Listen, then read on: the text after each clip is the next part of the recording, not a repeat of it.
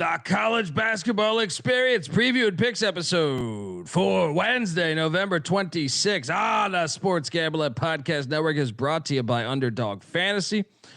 Underdog is hooking up new customers. Play just $5 to get $100 in bonus funds when you sign up with our promo code. That is TCESGPN. So do that and let it ride. Hey, this is Pac-Man Jones. You're listening to SGPN. Let it ride.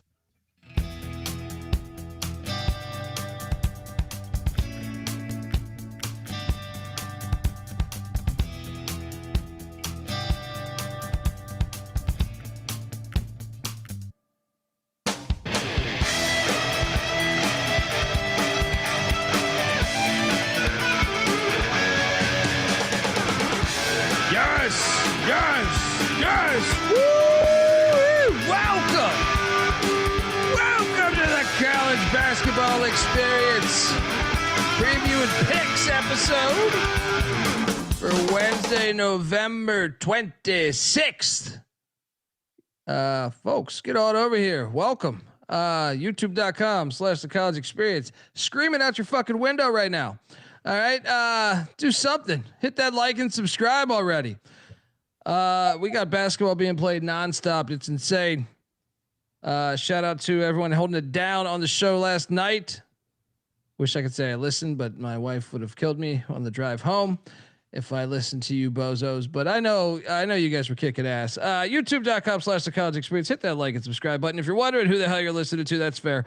My name is Colby Swinging Database Dan, aka Pick Don D. That's not a pick. This is a pick. He was raised in the land down under, where a man thinks on his feet, speaks with his fists, and lives by his wits. When Dundee happened, he was a superstar. I'm probably drinking too much and celebrating too much and not sleeping.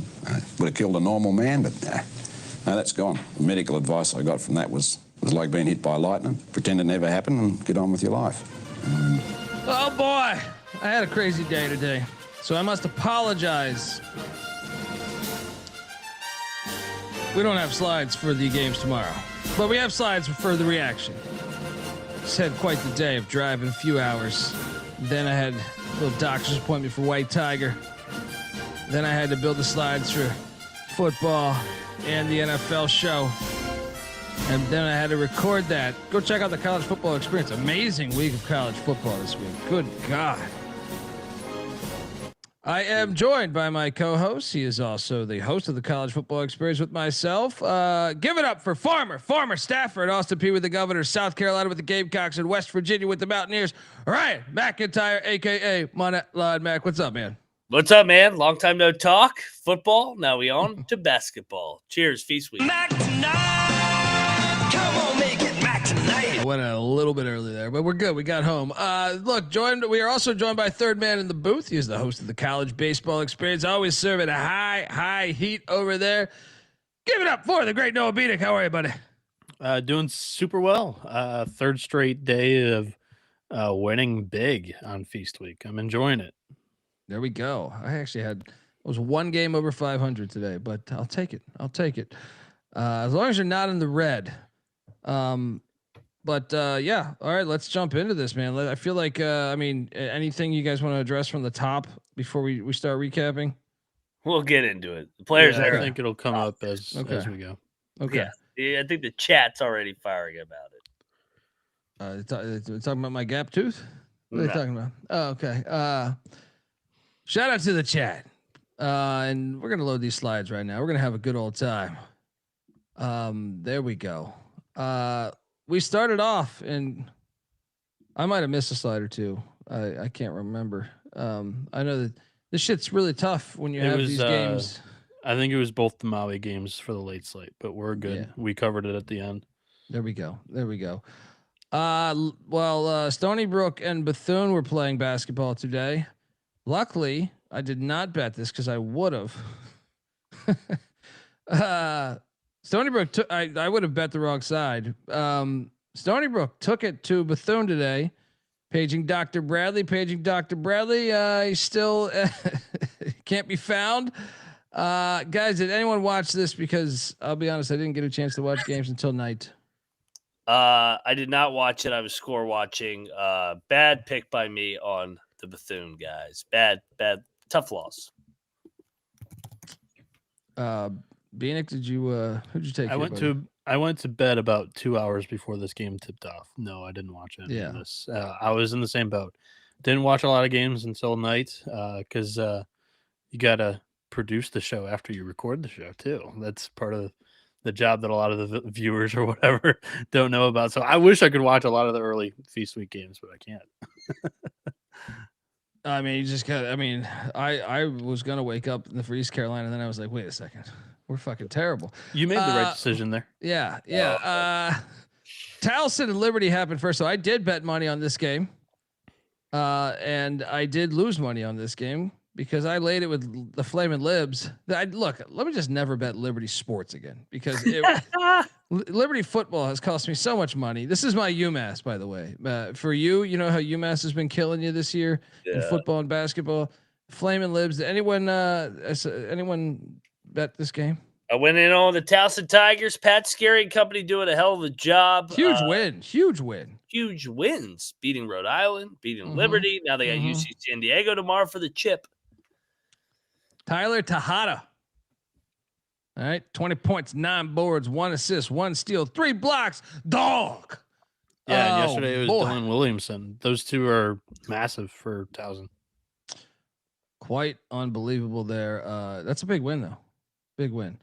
The next game that happened didn't really happen. I never saw a second of this. In fact, I don't think this game was ever played. This is like Dr. Bradley, the game. But look, Michigan State stuck it to East Carolina by 33, allegedly, or yes, if my math is correct. Hey, Colby. What's up? How does it feel knowing that Mercy put up a better fight against Michigan State than East Carolina did? Regionality, buddy.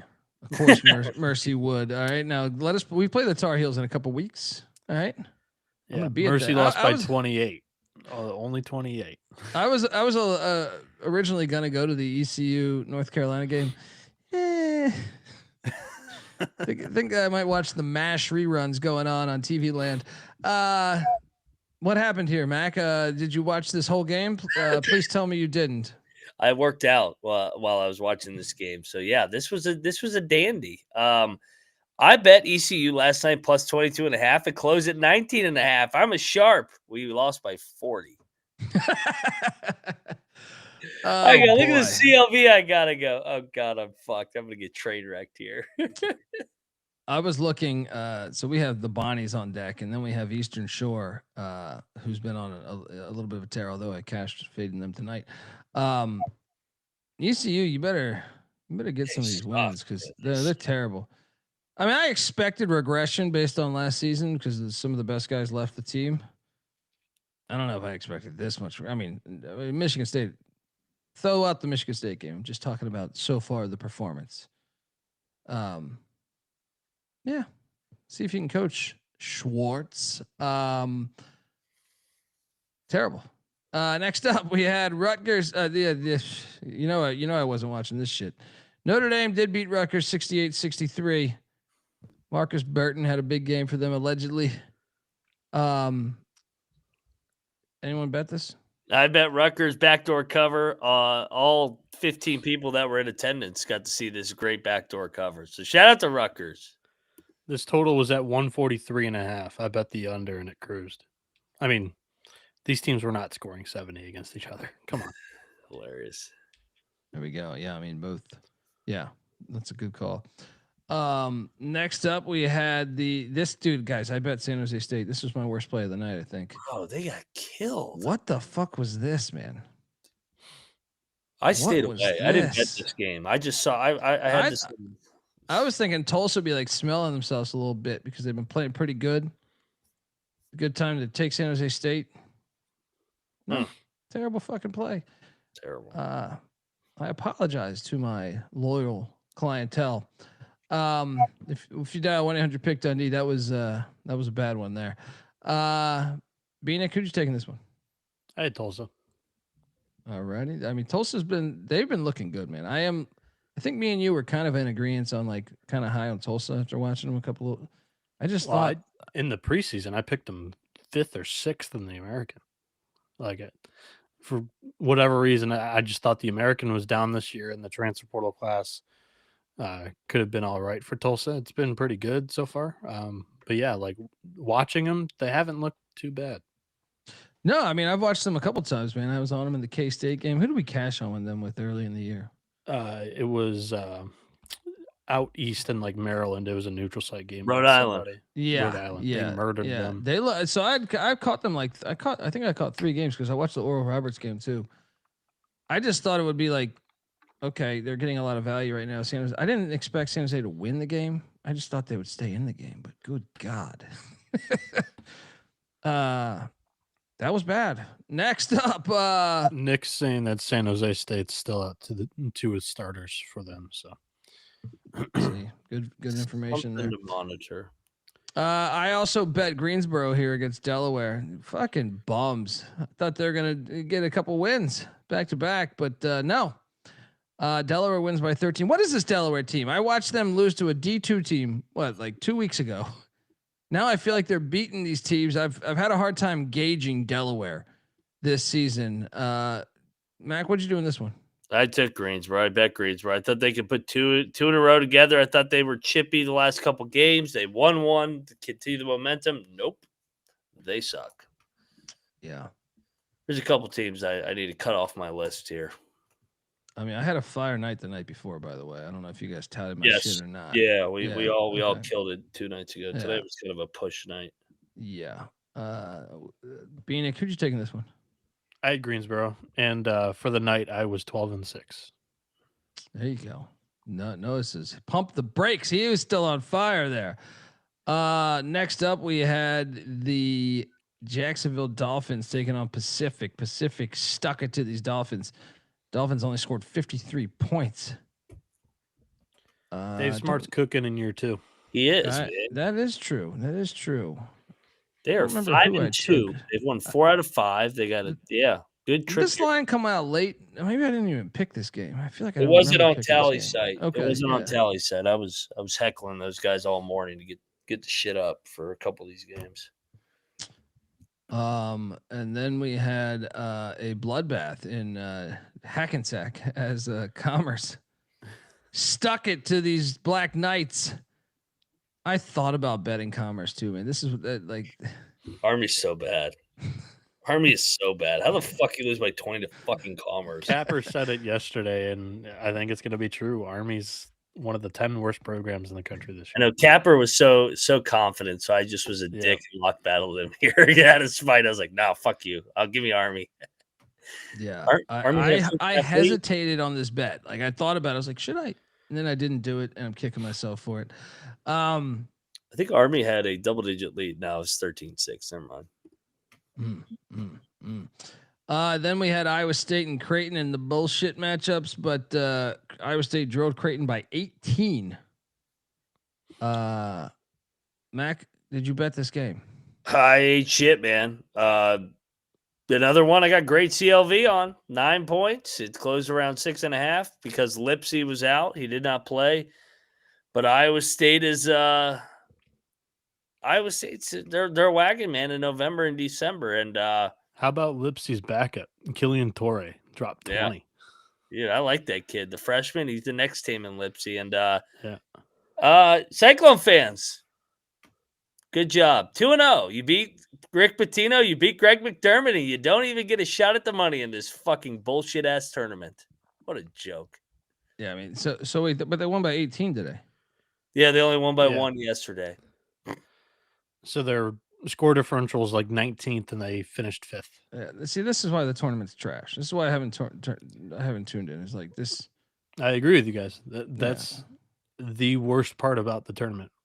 There's like, no. What are you telling your teams? Like, if you're a defensive team, I mean, first off, you're not going to correctly rank the teams, right? You're only playing by teams. That's what I'm saying. Is like, but so someone's going to get some harder teams more than likely because and Iowa State was that they had 2 very good teams, and then most of the other ones were like 2 okay. Like if you look at Kansas or Michigan, or like a top tier team and a bottom tier team. So like a Gonzaga, they played a top tier team, beat Alabama, and then they completely shit on UNLV today or Maryland today.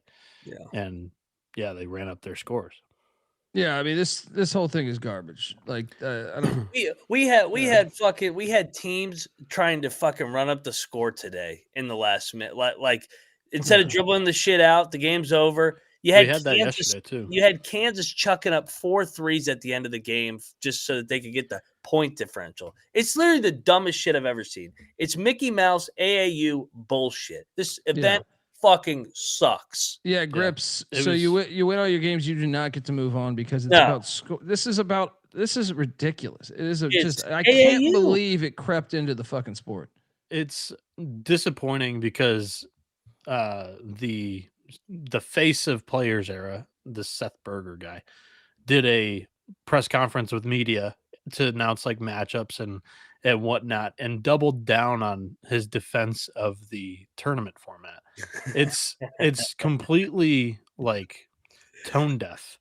He mentioned that we want it to be simple and understandable for fans and how the format works.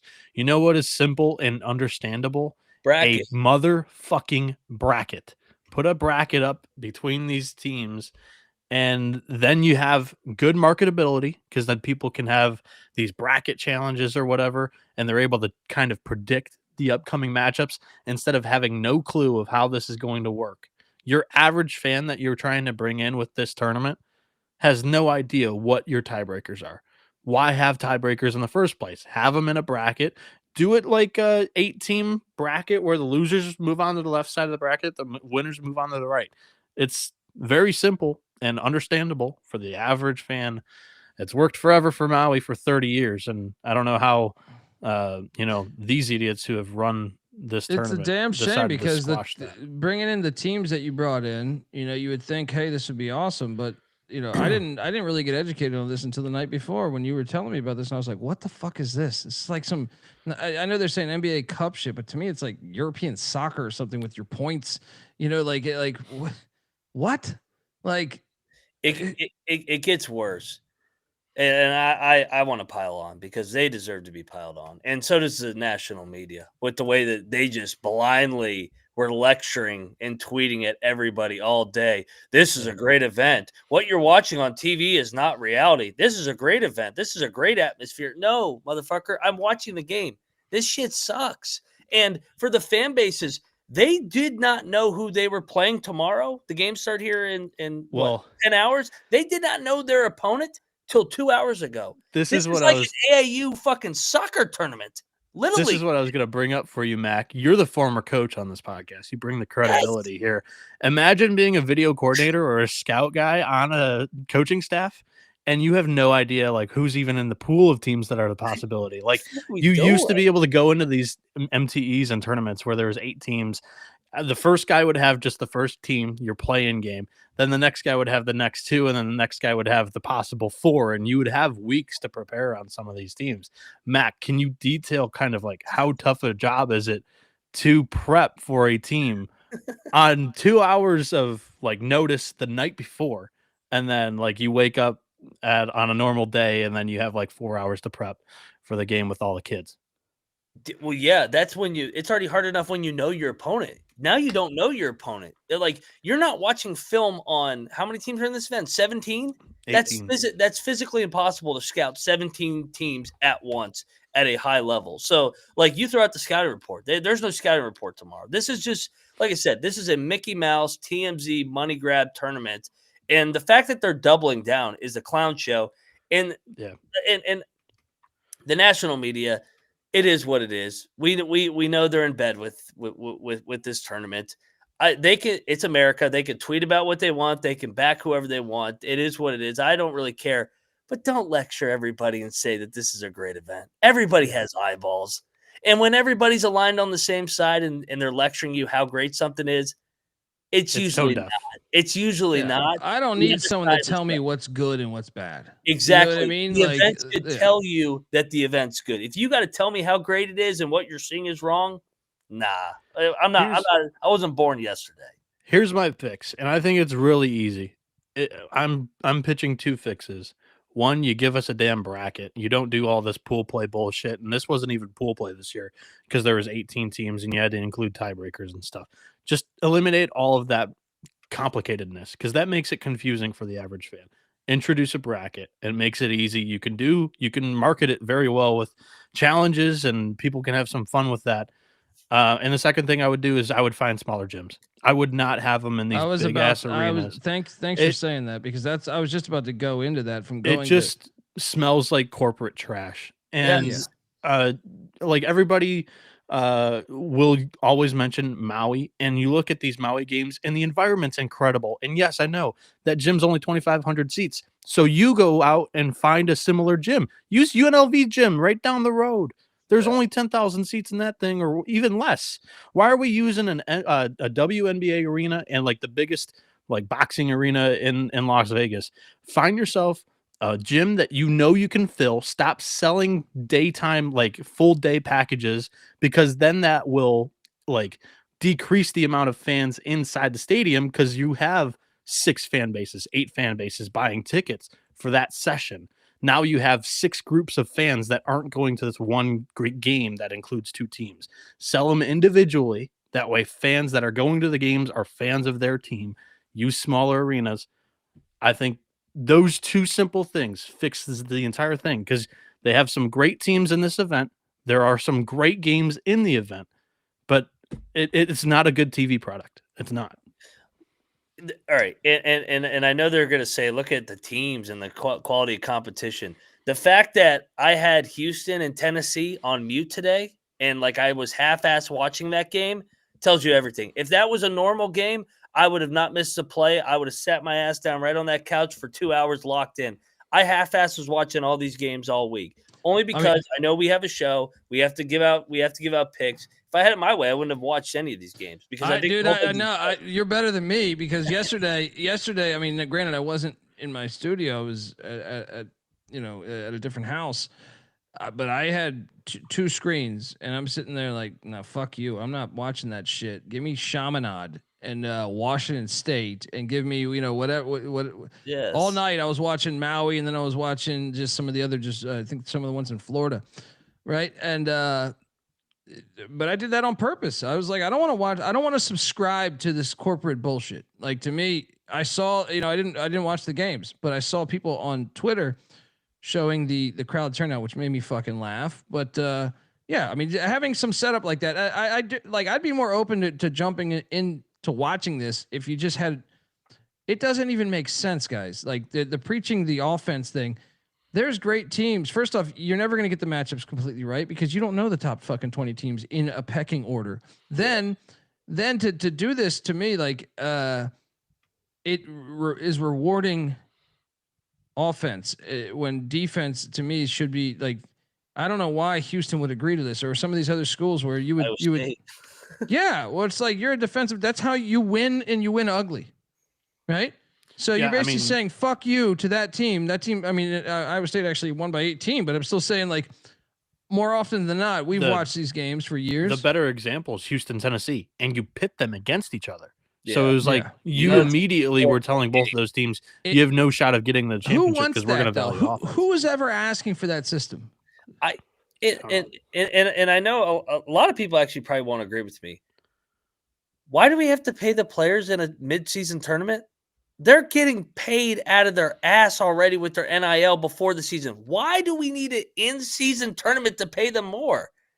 Yeah. Like that screams of NBA Cup bullshit, whatever the hell that Barney court that they play on. No, to me that screams live golf. It's stupid. The sport selling its soul for money. Well, exactly. Yeah. Why do we have to pay them in the season? They already signed for a shitload of money in NIL. Fulfill your contract. Finish, do your job, see if you can win a national championship and go to the NBA and make the real money in the NBA. This is stupid as hell. Well, I enjoy the incentive of like playing in a tournament. One, they used the money to get all the teams in, but 2, adding the prize at the end. I do enjoy like you're paying the players for putting on good performances and a good product on television, hopefully. But this just hasn't been a good TV product because of the other things that I've mentioned already. But to push back on that, was the 2019 Maui with Kansas Dayton or the 1998 Alaska event. You're already playing for something. You're playing for your resume and your March Madness resume down the road. I don't know why we have to incentivize people for money. You do that with like a stupid crown tournament at the end of the year where the season's already over. The reason why they do in the middle of the fucking year. This isn't the NBA or whatever other Mickey Mouse fucking leagues they want to make this. This is college basketball. November to March, you build your resume from November 3rd all the way to Selection Sunday, and your goal is to get down to the Final Four and cut down the nets. Stop this fucking other shit. The reason why they had to do that and offer like the prize money and NIL money to the players is because they were a newer tournament and they had to gain some type of, credibility to bring in these top tier teams that they have. And I give them a lot of credit for doing it because they were successful in year one. They paid out the amount of money that they promised all the teams that they were going to. And that's how they beat the traditional like Maui, Battle for Atlantis, Charleston Classic, Fort Myers Invitationals, is they were the first ones to offer, hey, we have an NIL prize at the end of this thing. So I give them credit for innovating and having a new idea. No, it doesn't need to happen, but now in order to compete with the Players Era Festival, some of these MTEs and tournaments have to think outside the box and say, hey, do we need to have an NIL prize at the end of it? I ended the show the other night, 2 nights ago, by saying, like, it is on you, the viewer. Like, our generation more than ever, this generation currently alive, I think we're in this point where the sport is radically changing with the laws that have occurred, but also within TV getting a grasp on the sport more than ever before. Right. Yeah. So I think it's really important for us, the person viewing the sport, to make decisions wisely. Like I do what you are going to fucking do, but there's going to be ramifications long-term on what you're subscribing to, whether it's college football or college basketball. Or I even say the NFL. I mean, I was talking with Sean Green about this. I was like, cause he was like, yeah, I think the kickoff sucks. I was like, well, dude, you still subscribe. At what point, how much can they destroy the fucking product before you will finally say, I don't want to be a part of the product? How much?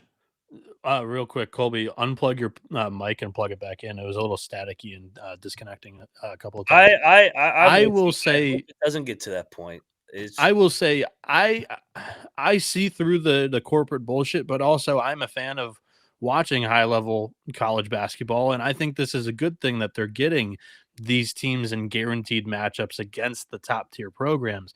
I prefer that format fix. I prefer a couple other fixes with the tournament, but as long as they continue to do good for college basketball and getting these high level matchups, because when these teams dodge people and don't play these types of games, that's where I get a little annoyed. I get more annoyed about how the scheduling's going when these coaches have power of scheduling the tomato cans rather than they're going to commit to an event and they know they're playing 3 tough teams. I like that about look, you don't think I want to watch Houston, Tennessee, if any other setting, I would love to, but I know I'm supporting the evil if I do that. You know what I mean? So that's I want to watch every college basketball game. I'm a junkie on this. Clearly, we record fucking every night of the season, right? Go ahead. Sorry. No, I'm just saying, like, you have to make that decision within you, or not. This thing will end up complete shit. And I can do a million metaphors on this. We can do. I can make the movie industry. I could do the music industry. I could do a million fucking things. The NBA. But more than ever, college sports is controlled by TV execs and people coming into the sport because they realize they can profit off of this, and they don't have the best. They don't have their heart intact for what is good for the overall sport, or they probably weren't ever even fans of the fucking sport. So you have to make that decision within yourself, and unfortunately, I'm gonna have to explain this to White Tiger one day when I see the shit in 30 years is complete trash, or maybe even sooner than that. But it's a shame. But I would encourage people. Your rating when you watch that game might be a fire game, but you're supporting the fucking devil then. Yeah, and not. I mean, like I said, the media that covers our coworkers or whatever you want to fucking call them. They can support whoever they want. They can cover whoever they want.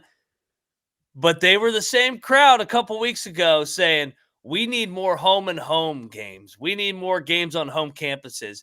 But then 2 weeks later, you're defending this event. This is literally the opposite of everything that we have been preaching for years and years over here.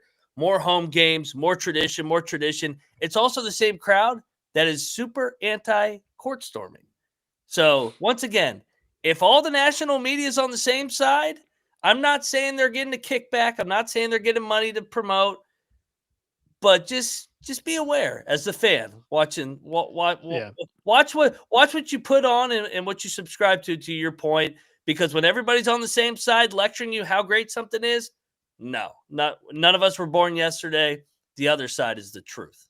And I'll wrap it up by bringing this thing full circle, and it's kind of stemming off of what Mac just said. Like, if the national media needs to come out and get in front of a narrative of the public, and they overwhelmingly have to tell the public that what you're watching isn't actually what you're watching, trust me, it's good. There's an issue. There really is an issue. Spineless fucking pricks. There's gotta be a fix. I got. That's why I was obnoxious today. I was like, "Fuck you!" Like, I couldn't believe that was what was happening online when I was asleep and not everything. But yeah, 2 fixes: bracket format, eliminate pool play, all this tiebreaker bullshit. Make it simple and understandable for your casual fan. Exactly what you said in your press conference. Bracket. Number 2, smaller arenas. That way the atmosphere, you have a lot of fans there already. The atmosphere can be more lit with a 10,000 seat arena. Play it at Thomas and Mack at UNLV.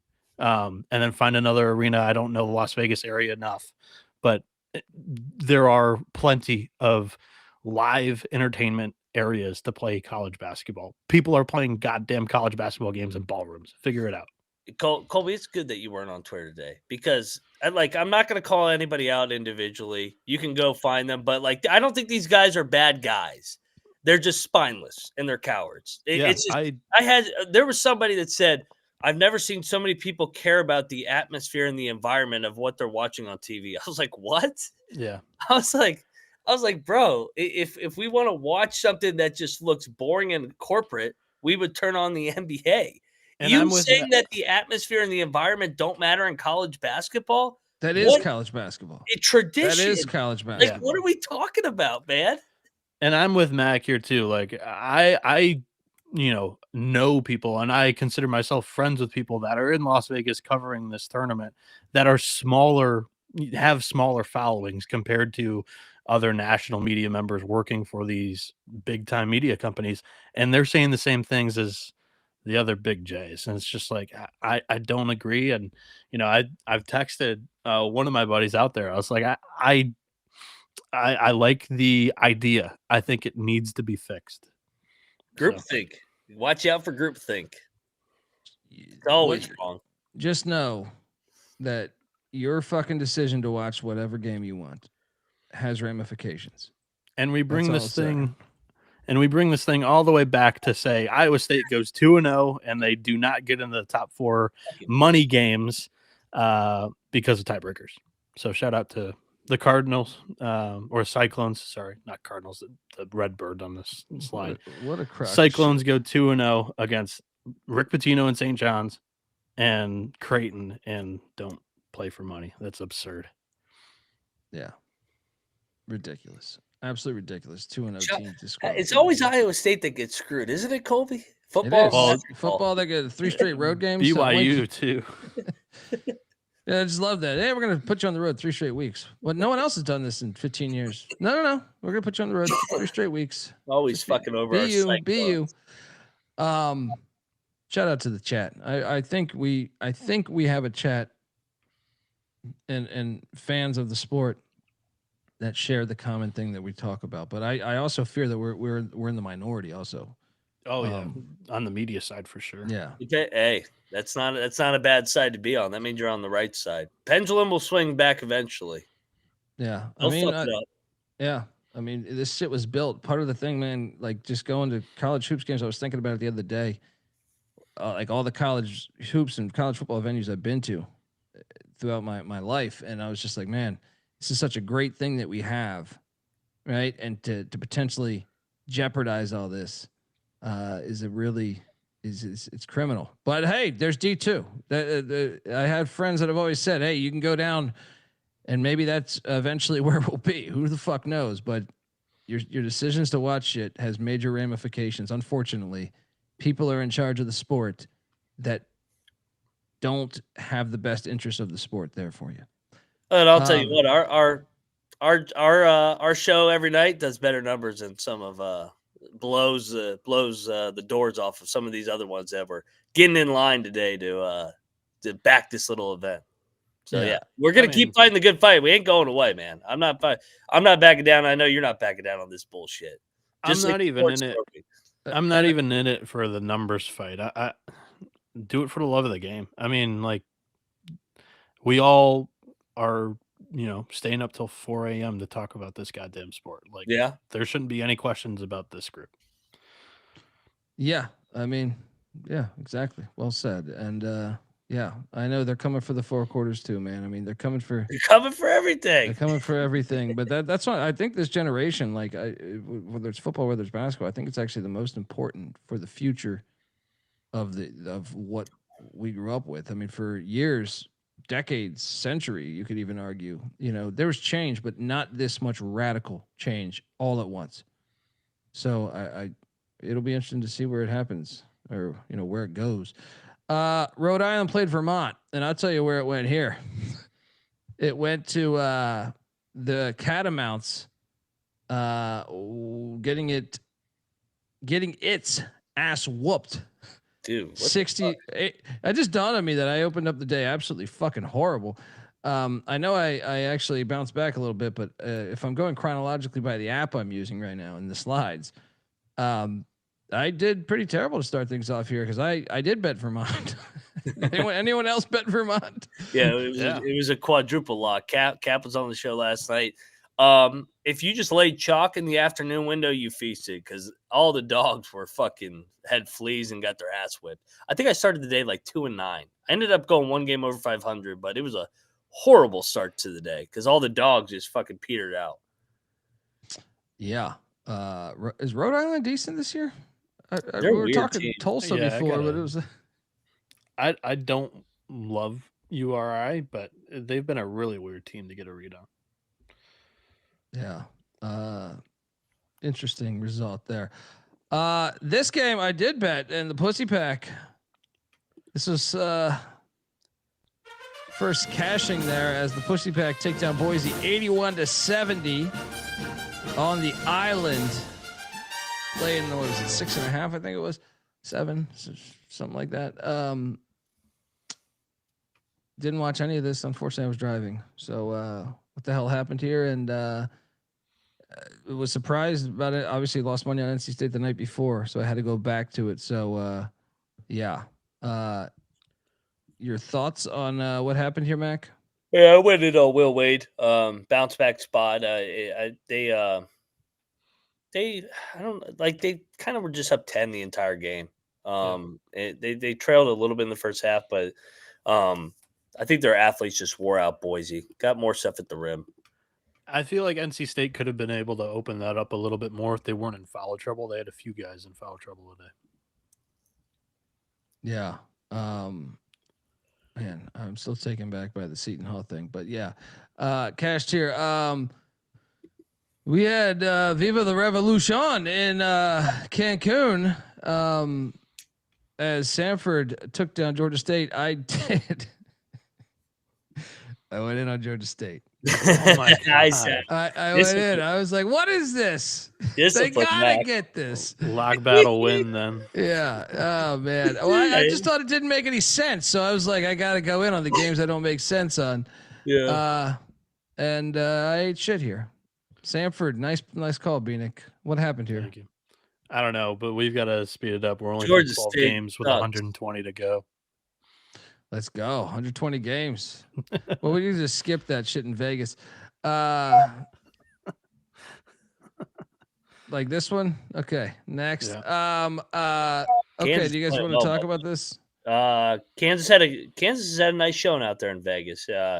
Big Flory's playing well. I like this Jayhawk team when they get Peterson back. This has been a blessing in disguise. He's been injured. Kansas had the most favorable schedule. We'll see what happens tomorrow. Funny how that works. Who they got, Gonzaga? No, Tennessee. Next up, Northern Iowa. Hey, winner, chicken dinner. Finally, I'm took the money line here. This is the end. This is the final one. You're late to the. I hit the end a couple nights ago, or a couple. Oh wait, no, they play San Jose State tomorrow. If they're a dog against San Jose State, I think I have to take them. They probably will be. Loaded up, Bieniek. I'm assuming you went in on these Panthers with me. Yes, I did. Easy money. This program. I hit some heat right here because then Loyola Chicago is currently 267th in KenPom right now. They're a 3-point dog on that metric. Tomorrow. He might not make it to the new year at the rate he's at right now. Yeah, I thought, that might be my worst take of the season. Yeah, dude. If the way this thing's going, God, it's bad right now. It's just the way they're getting beat down too, man. Yeah, it's like, yeah. I locked up UAB here against these Miners. Did you come with? Either way, they won by big numbers with Andy Kennedy. 16. UTEP can't score in a gym by themselves. He's hard. Jeez. Bieniek, what'd you do here? Took UAB, but I did not bet it. All right. Next up, we had the TMZ bullshit. What'd you guys do here, and what happened? I know St. John's won by 15, but yeah, nice bounce back. They look good. Yeah, I mean they made some shots and they just wore out Baylor. Revenge game off the Bahamas game last year. Oh, that's right. I didn't even think about that. But people didn't like that Bahamas atmosphere because it was in a ballroom. I mean, I must admit, I don't really love the ballrooms, but at the same time, it's still better than. I don't love the ballrooms either, but at least it's a good environment. It's loud as fuck. It's true. At least there was some soul. The ballroom's lighting sucks. Sometimes the floor is too humid and it's slippery, and ballrooms. It's because they. But at the same time, like, put it on the Circa Casino floor for all I give a damn. Yes. Just make the arena smaller. That way it has an atmosphere. Yeah. And some life. That's the soul of college sports. Yeah. Mac's point is still more valid. Like, seeing the photos of what we saw, or just I've seen some of the clips on Twitter and stuff compared to what it was in the Bahamas. Some people trying to defend that, and like behind the baskets, there's a total of 6 people is hilarious. Yeah. I mean, look. It looks like one of my comedy shows. You know what I mean? Like, come on. you know when you show up, you're just like, fuck me. You know what I mean? You're just, come on. Anyway, next up, we got Kennesaw, Oral Roberts. Oral Roberts wins by 8. I bet Oral Roberts. What a nice play. Dude, they're playing all right. They've covered like 4 out of 5. Playing well for first-year head coach Corey Barnett. 357 giving us $2. Thoughts on about bowling as a fun activity? Mac, sure. Would you like to add? Bowling? I go bowling like once a decade. I'm a big fan of bowling, actually. I don't mind bowling. I like going to the bowling alley, getting a couple cocktails, and throw some back, and that's where the night goes. I think it's a great. I mean, maybe I'm dating myself here, but I thought that was always if you've been dating someone for a little bit, you hit the bowling alley. Oh yeah, you know what I mean. Just a good old time. It's not, it's not bad. Yeah, especially like I don't know, like, well, actually, I should clarify, because like the bowling alleys, they're like the bowling alleys in LA, like you could find some really nice bowling alleys. Yeah. So compared to where, like, when I was growing up, like you could go to some true piles of shit. You know, like there was kind of the ones like they show in Lebowski or something, but I'm talking about like you go to a really nice one where it's like they got a bar and shit. They got Yeah. I forget. I got pepper sprayed once in New York City. with Allen Iverson throwing shit. Oh, dude, we were at. This was fucking hilarious, dude. It was New Year's Times Square. I was in New York City doing comedy, and I run into a buddy. He's up there, and he's like, "Dude, come to this. I don't know if it was Lucky Strike or something like that." And we're there, and he did like bottle service. It's like half bowling alley, half nightclub, right? And it was someone got into a fight. They just pepper sprayed a gigantic part of the room. And this is what's great is I basically after my eyes were fucking just completely bawling.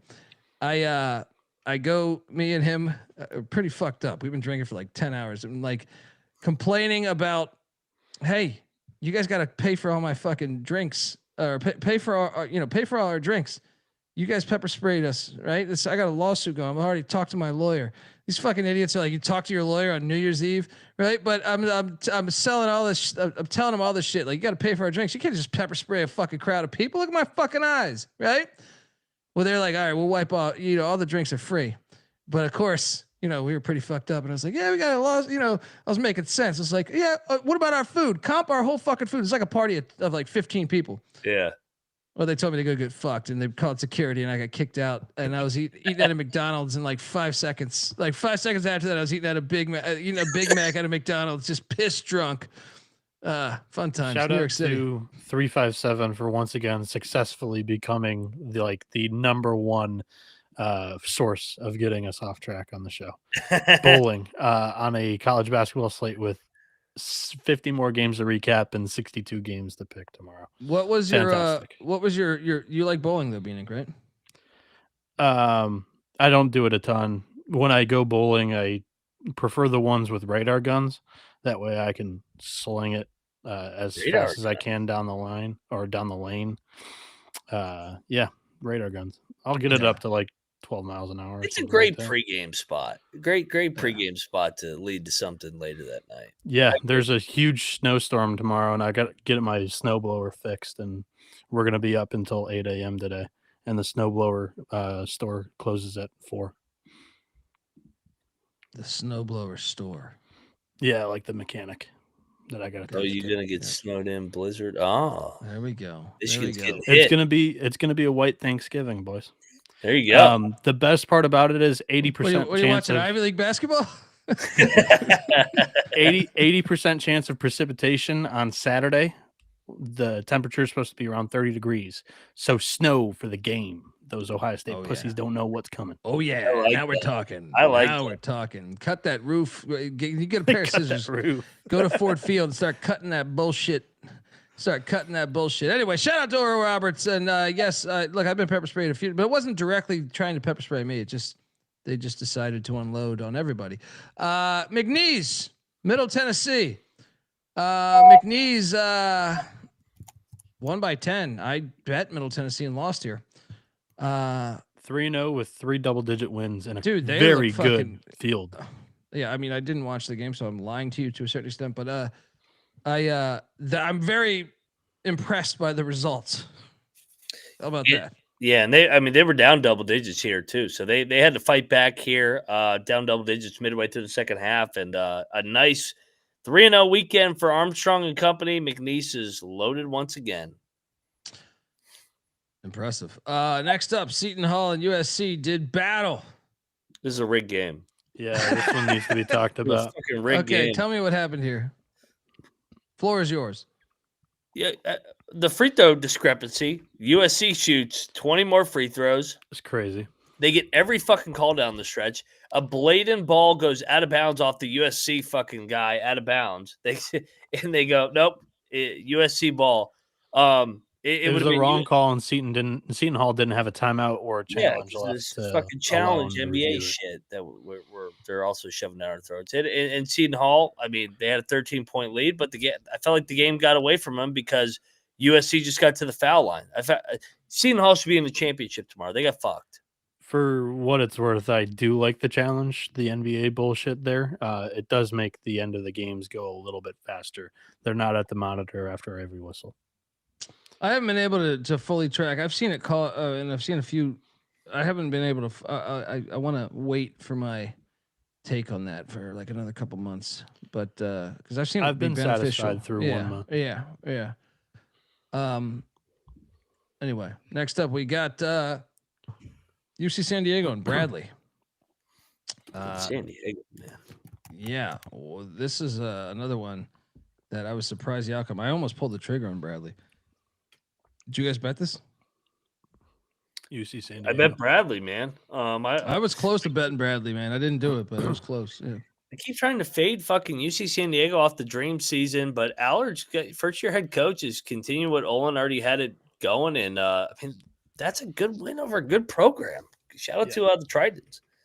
Yeah. Leo Beth or Beef, however you want to pronounce it, comes in from Florida Atlantic. He's like one of 3 guys that are absolutely lighting it up at their new team. And it just makes me, lose faith in Jacobs like game after game. This kid's dropping 25 a night for the Tritons. It's ridiculous. Interesting. Bradley, what's going on? Loyola Marymount in Ohio, we're doing battle on the hardwood, and LMU won by 12. Dude, Ohio can't win a game to save their fucking life. What's going on with these Bobcats? Who do they got next? Maine? Got to figure this shit out. The one that was frustrating about this one is they had a lead in the second half. They led the whole first half, but then the wheels fell off midway through the second half. So the Bobcats are struggling. Yeah. Shout out to LMU. Yeah, I was on them. Oh, nice. There we go. 7-1, looking good, man. This might be his best team yet. Best Drexel defense for sure. Drexel was taking on Morgan State, and the Dragons won by 5. Morgan covered this, I believe. They did. Wow. I think I picked this incorrectly because I think I laid it with Drexel, but I thought it did stink a little bit. Did you guys think so too? I took the Bears. Yeah. Next up, I cashed here. Witta, chicken dinner. This St. Bonaventure bullshit out of here. Laid the 15. I actually like the Bonnies, but I laid it with Carolina. 15-point win for the Heels. Anyone? I was on the Bonnies. Yeah, I mean Carolina blew it up in the second half. So good win for Carolina. We get Sparty, Carolina on Thursday. Yeah, I got this pick wrong. But I am happy that North Carolina won. Like if we saw East Carolina upset Michigan State or Bonaventure upset North Carolina, and then it was still North Carolina, Michigan State, because that was pre-planned, I was going to have a fit, because I think that's even worse than all this Players Era Festival bullshit. They have the guardrails up for the high majors. I think it's complete bullshit. Yeah. Agreed. Back to Cancun, Utah Valley. Wow. I did not have this on the board. 23-point win for Valley against the Jackrabbits. Impressive. Glad I did not bet this, because I probably would have took the Jackrabbits. Anyone touch this? I stayed away. I thought it stunk that Valley was favored, but I mean, there's a reason they were favored. They drilled them. Yeah. I think Mac had the pick correctly. I know I took the Jacks. They went 4 of 26 from deep. They're not going to win many games doing that. Yeah. Folks, I want to tell you the college basketball experience is part of the Sports Gambling Podcast Network. Gear up for the holidays at the SGPN merch store. We got everything in there. You check out the merch. I mean, we got the We Believe ECU shirts, which you shouldn't wear for basketball season because we do not believe this year. But we got just eat shit. Pitt t-shirts, Storm the Court, Saudi Arabia State t-shirts. Just they're all out there. There's a bunch of great shit in there. Lock dog tees, dog bowls. I mean, come on. Everyone's got a dog these days, right? You can't walk a city block without stepping in dog shit. You know what I mean? So I know they're out there. Go get those, right? The perfect gift for the DJ in your life. Promo code HOLIDAY for 25% off everything in the merch store. So do that and let it ride. We're also brought to you by Novig. Novig is America's #1 sports prediction market. With Novig, you are getting the best prices. Novig is available in 35 plus different states. Novig is, download the Novig app. You get $50 when you spend $5 if you use our promo code SGPN. So get in on the action with Novig, promo code SGPN. And we're also brought to you by Underdog Fantasy. Look, Underdog is your home for pick'em entries where you can win up to 5,000 times the amount of money you enter. And look, Underdog's got a brand new offer for those new customers. Play $5, get $100 in bonus funds when you sign up with our promo code that is TCESGPN. So do it and let it ride. John, I'll try to remember that. Once the DJN hat's in youth size, I will try to remember to tell our merch guy that. If not, DM me on Twitter. I'll try to hammer that home. But I think I can remember that. Next up, we had Tennessee and Houston in the Bullshit Fest in Vegas.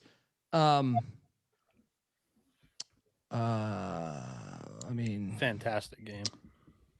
Yeah. Yeah. All right.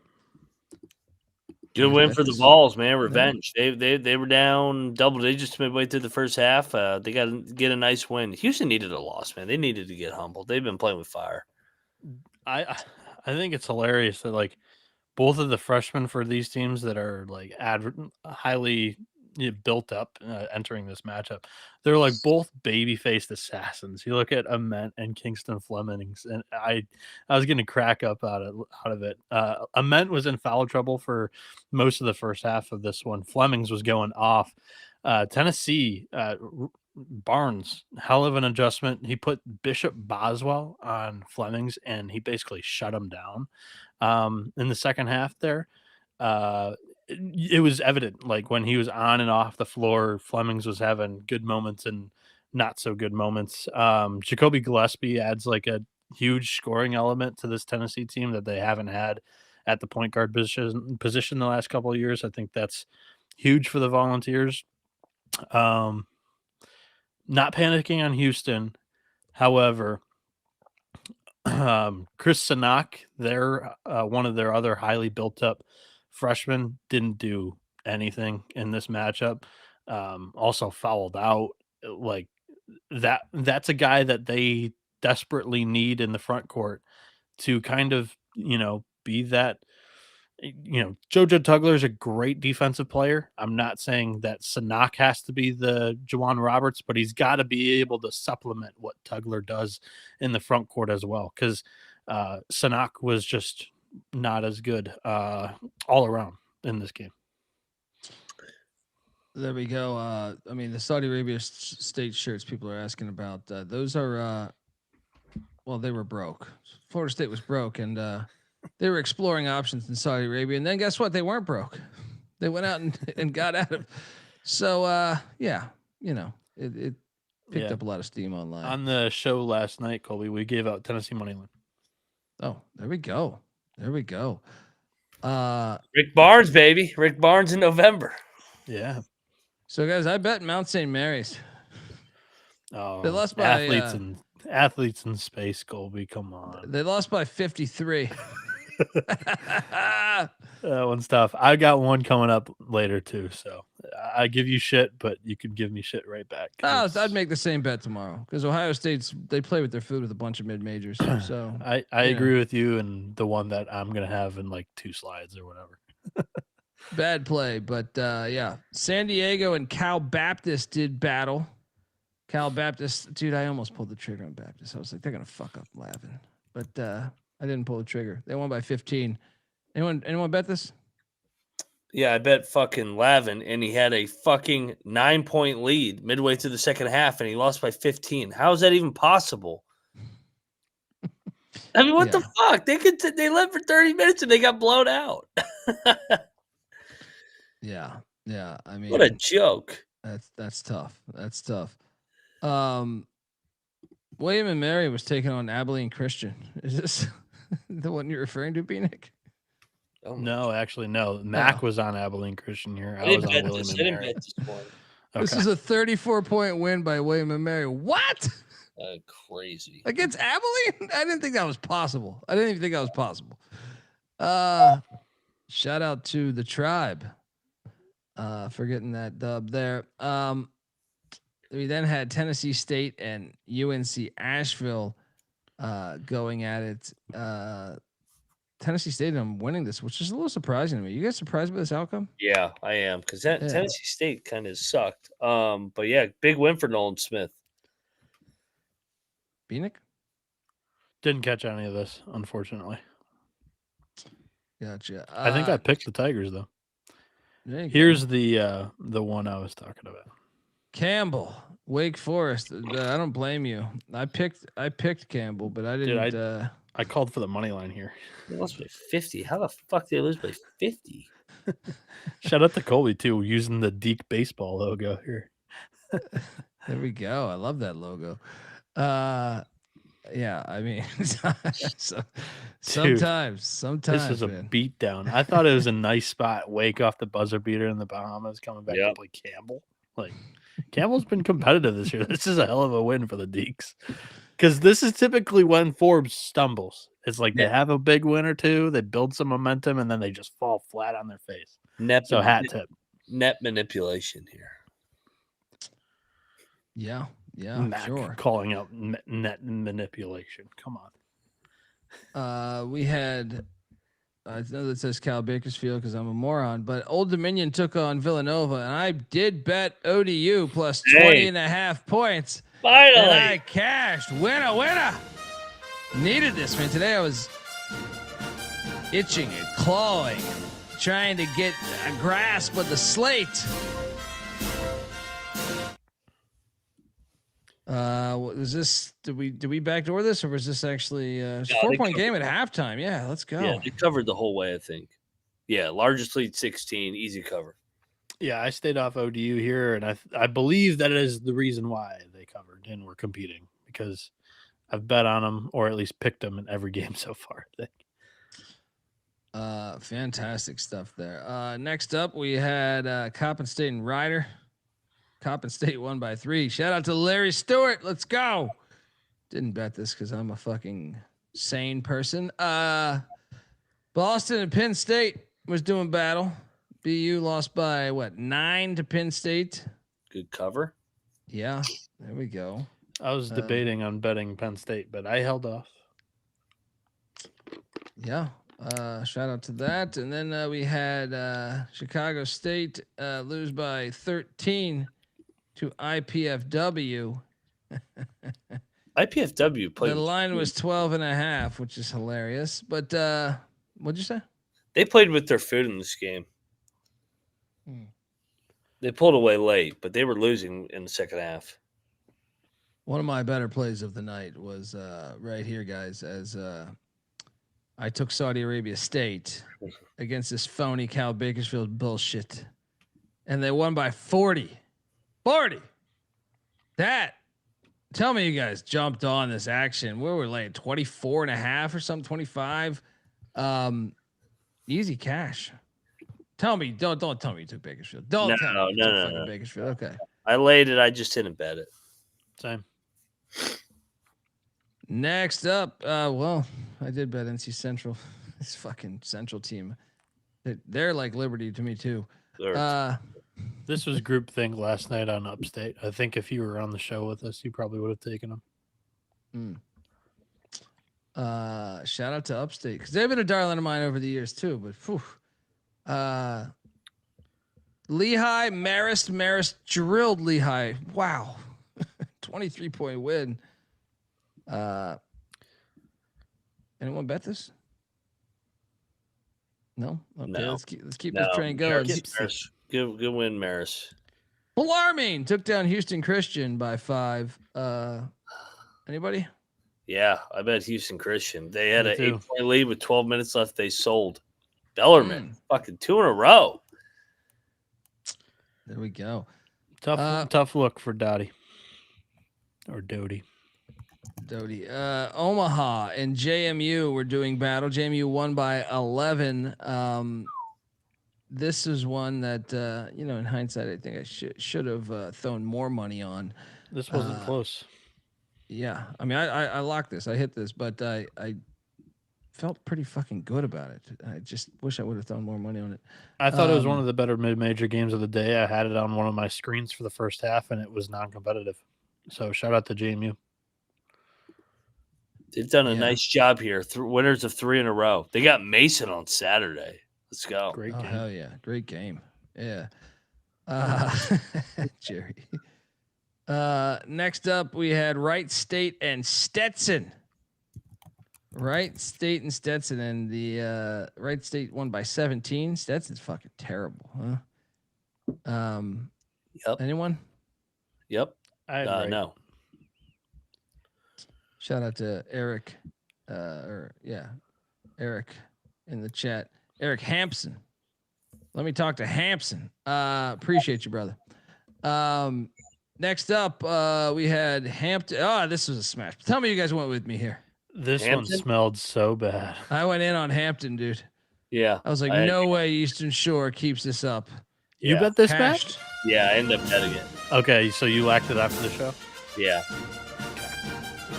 We didn't have the line last night.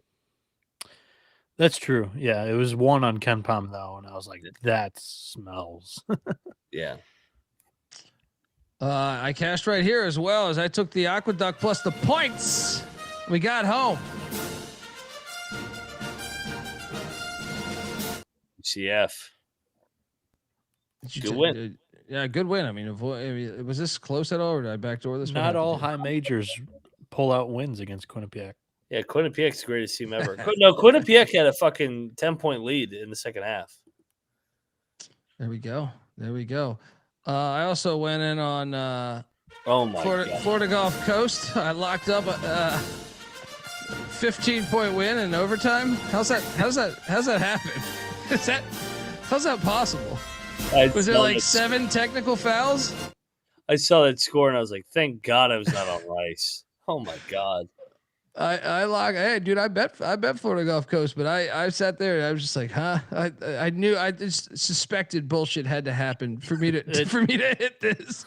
Honestly, somebody was tweeting at me about this game. He was watching it and was like, yeah, all of Florida Gulf Coast points have come off of free throws in the first half. Basically, I think they had made only 3 field goals the entire first half. And he's like, if you want a live bet the Eagles here. And yeah, they had 33 free throws to Rice's 20. Rice only made 13 of those free throws, so that ended up killing him in this game. Yeah, I mean, I thought it was hilarious that I was getting tagged in it, but he had the right pick. Shout out to him. Yeah, unbelievable. I also cashed on this one here. One with these pesky racers. They stuck it to George Washington. They had to get one. Anyone else join this? Yeah, I was on Murray. Yeah, there we go. There we go. Yeah, big win. Needed that. G-Dub ended up going 1 and 2. Yeah, I picked Murray, didn't bet him, but yeah, George Washington with a lot of press coming into this tournament didn't necessarily live up to the hype, and that was unfortunate to see because they actually were, I wouldn't say too phony. Like they had a win against South Florida on a neutral, but this was their like true test this year. 3 solid mid majors, and they come out 1 and 2 with a win over Middle Tennessee, who's like of the 3 teams probably 3rd power ranked in my opinion. Then we had, how about this Central Arkansas team? And I want a little bit of love for that logo that I was able to find deep in the internets. Central Arkansas, Mac. I should have bet them. They're a fucking wagon. We hit on them the other night on the money line. I never saw the line on this. Like I don't know if it was my extra game, so it's like. I think I would have bet this in hindsight, but I never saw this. Did any of you guys see this? Because it says the line was 5.5. I never fucking saw this out there. Now, granted, I was a little busy. I didn't spend as much time looking at the line and line movement and shit throughout the day than I traditionally do. That's the problem when you get feast week, when you get all these fucking day games, and especially when you travel to a tournament. But I feel like I would have bet this if I saw this. I would have. I thought about it, but man, I just they had won by 30 the game before. I'm like, let me see Central Arkansas do it again. Yeah. I took EIU, good, but yeah. Yeah, I mean, like you bet EIU? No, just picked it. We talked about this game last night, even though we didn't have a line. Yeah, I mean, Central Arkansas is stringing a couple of good performances together. Yeah, let's go Bears. Temple took down Princeton 79-75. Anyone touch this game? Princeton finally came through for me. They should have won the game outright. They're right there. Then how about these Patriots taking down Florida Atlantic 74-65? These fucking George Mason Patriots. They're hot, baby.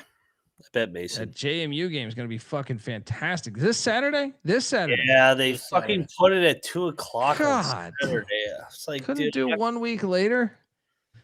Put it on Sunday. I would have watched the game if it was on Sunday. I'd go to that game. Yeah. I'm already up here in Fairfax. God damn.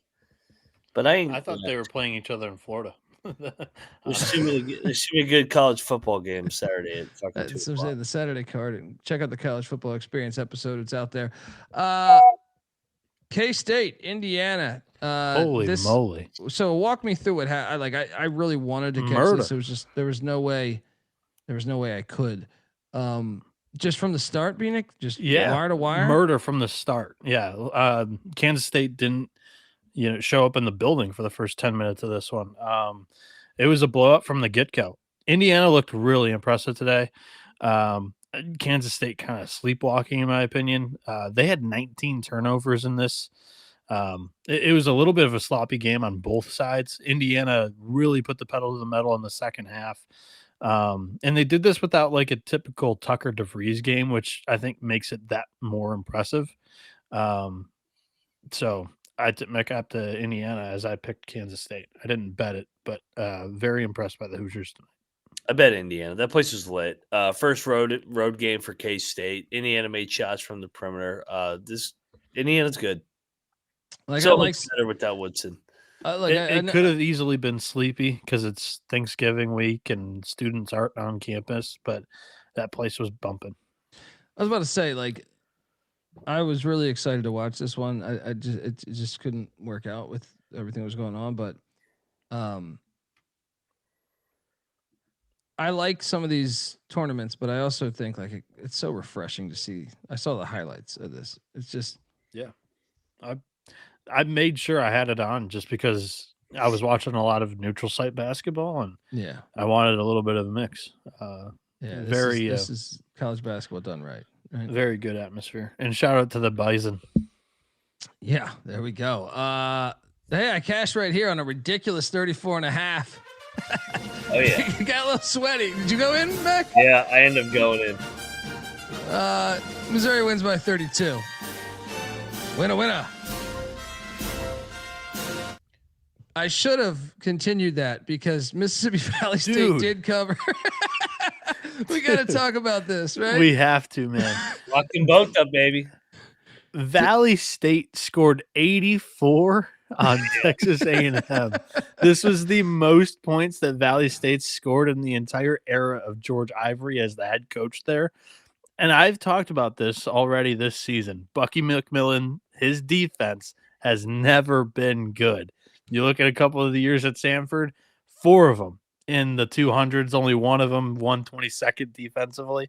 This is 1000% concerning. The most points in Ivory's era at Mississippi Valley State comes against Texas A&M. I'll take you further, Bieniek. Ready for this? How about this? They out rebounded Texas A&M, right? Not only did they out rebound them, right? They evened them up from assist. They evened them up in points in the paint and fast break points. What? Dude, how about this? Mississippi Valley State put up 84 with 31 turnovers. This is dude. A&M they got to be really bad. They got to be really fucking bad. That's incredible. What a game. Maybe you should have not pissed off the buzzsaw, right? Next up, or I know he normally pisses off people, but anyway, I went in on Cal Poly. I ate shit here. I thought, what the hell is this, by the way, by Cal Poly? Awful. 24-point loss. Shot 5 for 24 from 3. Unbelievable. Terrible play by me. They don't like that gym. How about this one? North Texas, once again, E-Dub. We knew Munson from time to time, and they almost got him out right. Oh. Matt called for it, I think, right? They had a fucking 6-point lead at the under 4 timeout. They led the whole game. This fucking North Texas team is so fucking phony. Yeah, they are. That's just the way that Cleveland State played last year. I actually think that the team is good at winning games. That's all you need to do. That would have been a fucking plus 700 on the money line, man. I went in on Austin P. They won by 18 against this phony Northern Illinois team. Yeah. What the hell was this line? I almost did not bet this because of how bad it stunk. I was like, don't just react, Dundee. React. Austin P. I locked it up. In the final section of the day, I gave it out as my favorite play of the day. Watched it. Austin P was kind of playing with their food in the first half. It was tied like a little bit before halftime. And yeah, they just stepped on the gas in the second half and blew them out. So I was happy to see it.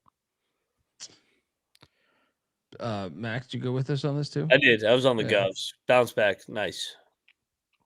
Nice. Colin Parker had 30 and 8. Then we had Winthrop, Mortimer, cover. I picked this correctly. I just did not bet this. I should have bet this. I lost. We were on it. Yeah. Yep. What was that? That was like 13. Was that the spread? 13? I feel like something. It was like a little that. bit of a letdown for Nebraska off that MTE win over the weekend. So it was the same handicap as Campbell. Winthrop was the one that threatened to win today, and I was in on Campbell. It happens. It just dawned on me that we missed the slide, by the way, for Washington Maui. State, Arizona State. Yeah, the two late games at Maui, we didn't have slides. Yeah. Did anyone touch that? I bet Washington State. What a bad beat. That was like I caught this game. This game, yeah. That was Mac was on Wazoo here. They're up 12. They're up 12 in the second half. They let that was ridiculous. They're up 11 with 15 minutes left too. God, I mean, I can't believe they fucking did not cover this game. And then we had Michigan just in the bullshit fest, absolutely destroy Auburn. But the way Auburn is celebrating, this should have been. I should have bet this. I was very occupied, so I feel like in more concentration. Did you guys bet Michigan? Yeah, I bet Michigan. I think I would have. I think I would have. What's that? Phoenix stayed away. Okay. In game one, I picked San Diego State, and Michigan murdered the Aztecs, and then I was like, I'll pick Auburn here, and then Michigan murdered them. So I'll be picking Gonzaga for the third game. But yeah, this defense is incredible. It is so fun to watch because like they are active on the defensive end. Hands are everywhere, like with all that length, and it just creates a lot of transition opportunities. They blew them out in fast break points. It's like 28-3 or something like that. That was where the game was won here. This team's pretty fun. I can't lie. They're good. They're really good. Number one defense in the country now on compound. Yep. Passes the eye test. 1000%. Next up, okay. God, I went in on Irvine. Did my you go in on stock Irvine? is sold. Like I don't know what the fuck is going on UCI now. I bet They only scored 45. This is so disappointing. I don't think they're very Did you good. battle me? Yeah. Wow, I thought it was a good time to fade New Mexico State.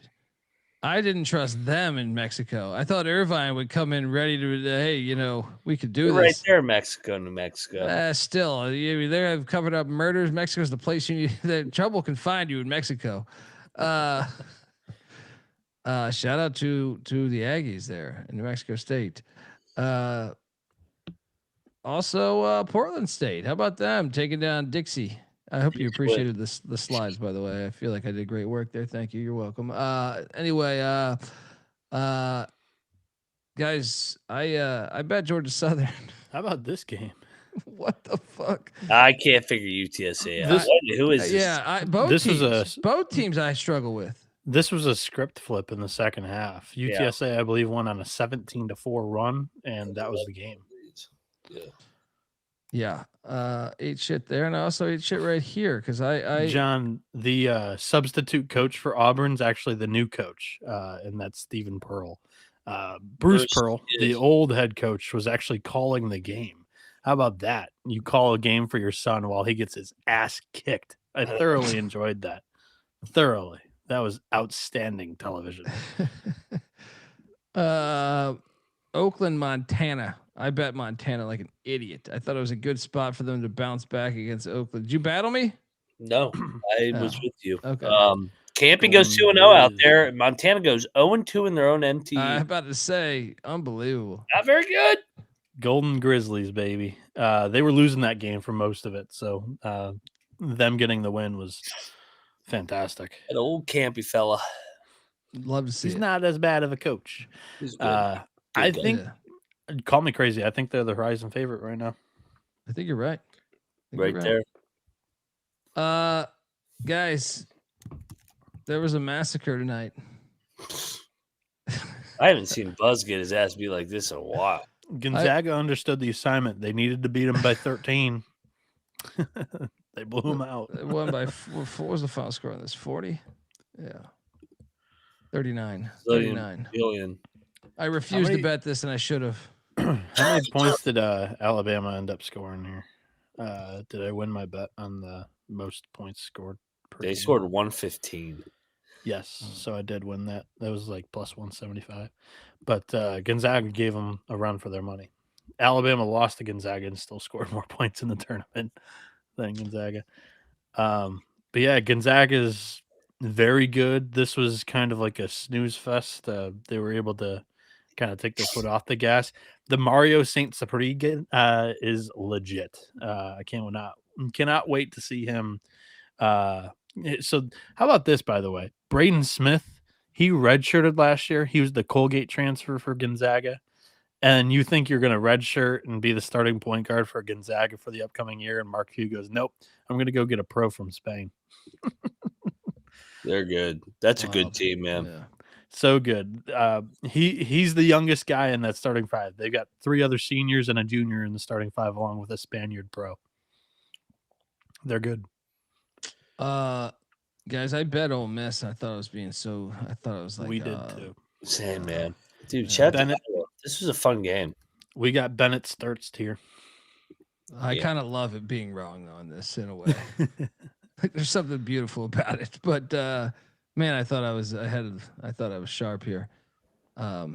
They're Drake of last year. They're literally the same fucking team. Like Bennett Sturtz goes for 30. They play slow. They drag it in the mud. They make enough plays and they win. Fucking shout out to fucking Iowa, 6-0 to begin the McCollum era. He's gonna do the same shit again. God damn him. I'm interested to see how this works because they are a small Big Ten team. I think they can get beat inside, which Ole Miss did plenty inside against these guys. They shot 53% inside the arc, only took 17 threes. Like there was an emphasis on going low on Iowa. They just didn't really get them in foul trouble. But they were scoring points down low.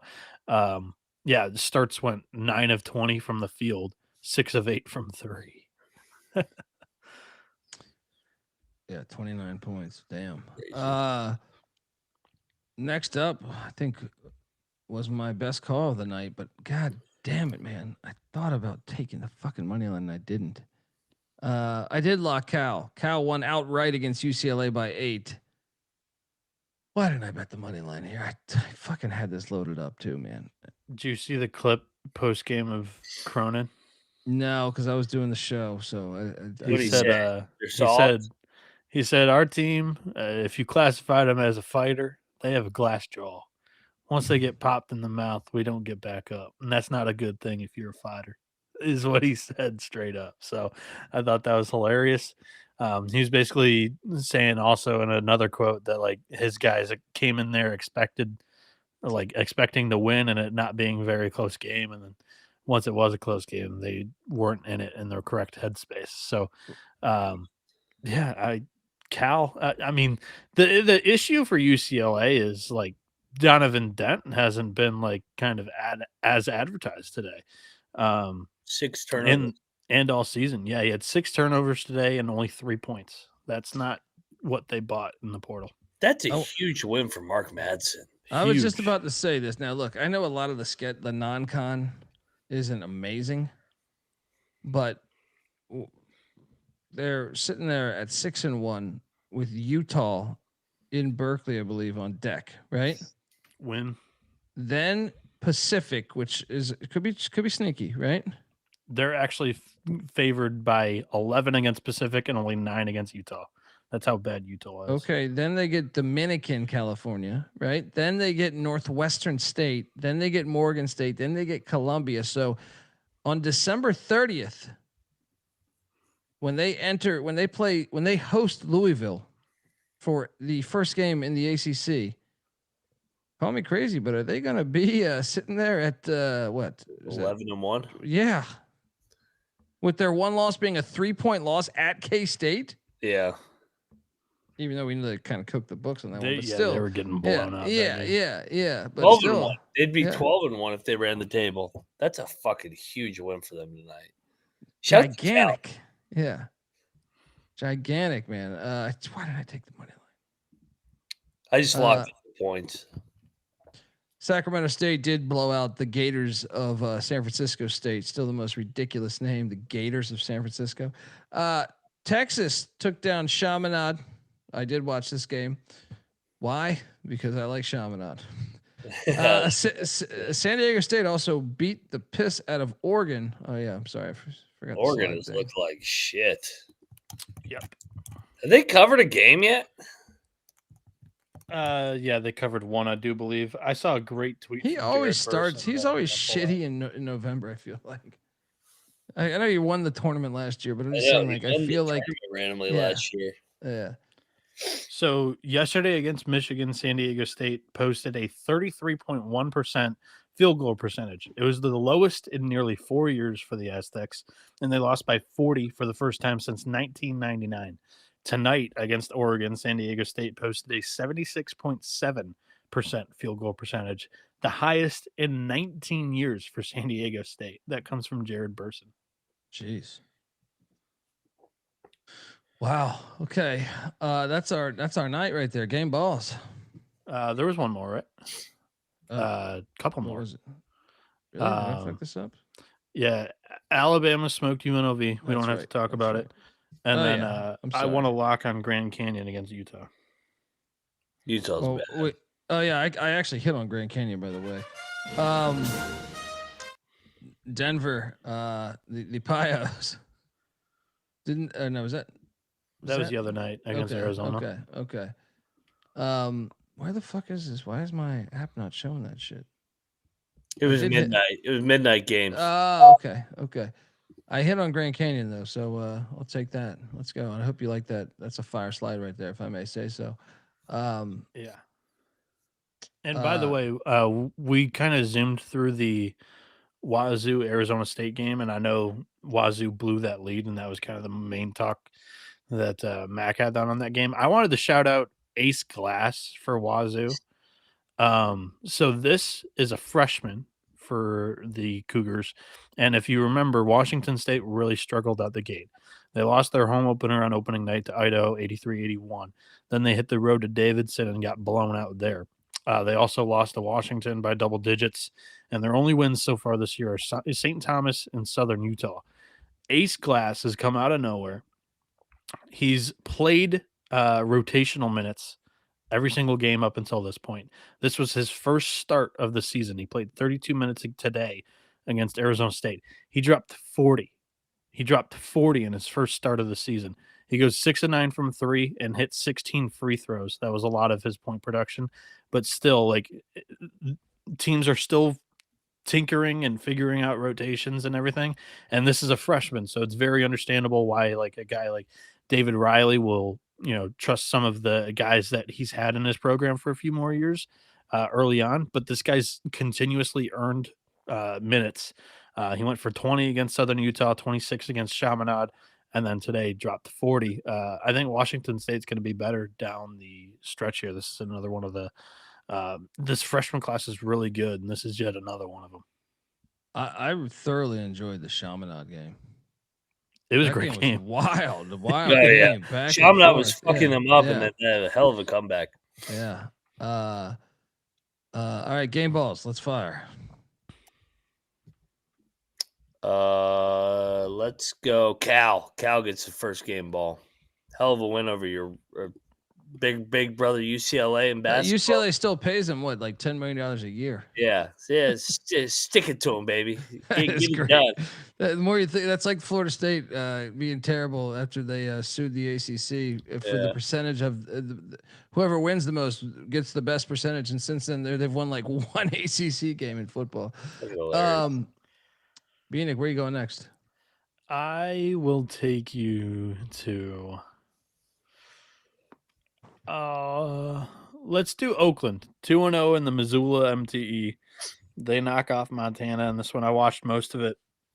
I'm super impressed by the Golden Grizzlies so far this season, and this was a brand new squad. They competed in all those bye games early, and then now they finally play some competition of their level. They lose by 6 to Eastern, and then bounce back after that loss and go out and take 2 W's out of state. I like it. Hawkeyes, game ball. Good win. I ate shit on that one, but hey, shout out to them. Bennett starts balling. Mac, where you going next? I was gonna go there. I'm gonna go Towson. Back-to-back dog wins. They beat Rhode Island yesterday. Now they beat Liberty. That's a hell of a win. Pat Scarry and company playing for the title game against UC San Diego tomorrow. Sympathetic game ball for me. I'll give it to Iowa State. You go 2-0 in that money MTE, and yet you're not playing for money. That's bullshit. So game ball. Here we go. I'm gonna go to a school I used to walk to watch their games. Loyola Marymount, 7-1. I know Ohio is 1-5 coming into today. Now 1-6. This is a game they would lose in the past, in my opinion. Like they would play with their food or something. They're 7-1. LMU, the Lions, they're roaring. Let's go. Game ball. All right, folks, want to tell you that the college basketball experience is is brought to you by Rhythm. Rhythm is crushing it in college hoops and college football. They also have NFL and NBA. Rhythm is also giving away weekly cash prizes just for tracking your bets in the app. Track 5 bets of the same type from any model that you build, and you could win $1,000. Use the promo code SGPN25 when you download the Rhythm app. That's RITHMM for 25% off your first month. Download Rhythm. Use that promo code SGPN25. All right, we are back. And as I alluded to when I first started the show, I did not have time to do slides today. I knew that Feast Week was going to catch up to me at some point. My apologies, but also it was very hard to do when you go to an event and then you're driving for hours. Plus, we didn't know that's 18 matchups today. So you had the Live Golf Invitational, you had the Maui with late night matchups still to be decided. There's a bunch of MTEs with like unknown matchups at this point. Yeah. I mean, so that's another thing that keeps you. But hopefully tomorrow I should have that tomorrow. But anyway. So we're just going old school style like we did a couple years ago. I love that Mac's doing this from the bathtub. You got the shower curtain behind you. His rubber duckies there too. Take a piss over there in the bathtub. Yeah, people do that. It's a big target. Can't miss. Yep. Eyes are getting dry. Shades on. Picks in. Laser focus. Let's go, baby. Cheers. Cheers. Look alive. Looking live at standalone games. No. Really? I'm going to go ahead and say St. Francis is already D3. So, but anyway, we have Bowling Green and VMI doing battle. BG is laying 10.5 at the Suncoast Arena, whatever the fuck they're calling it. 10.5 points, man. BG coming off of a 5-point win against Bucknell. Meanwhile, VMI, I gotta take VMI in the points. They've been a hard team for me to gauge this year, man. I feel like VMI has fucked with me a lot this year. 11.5 at FanDuel. Get yourself that extra point. I'll go in on that too. Let's go. Heat-X plus 11.5.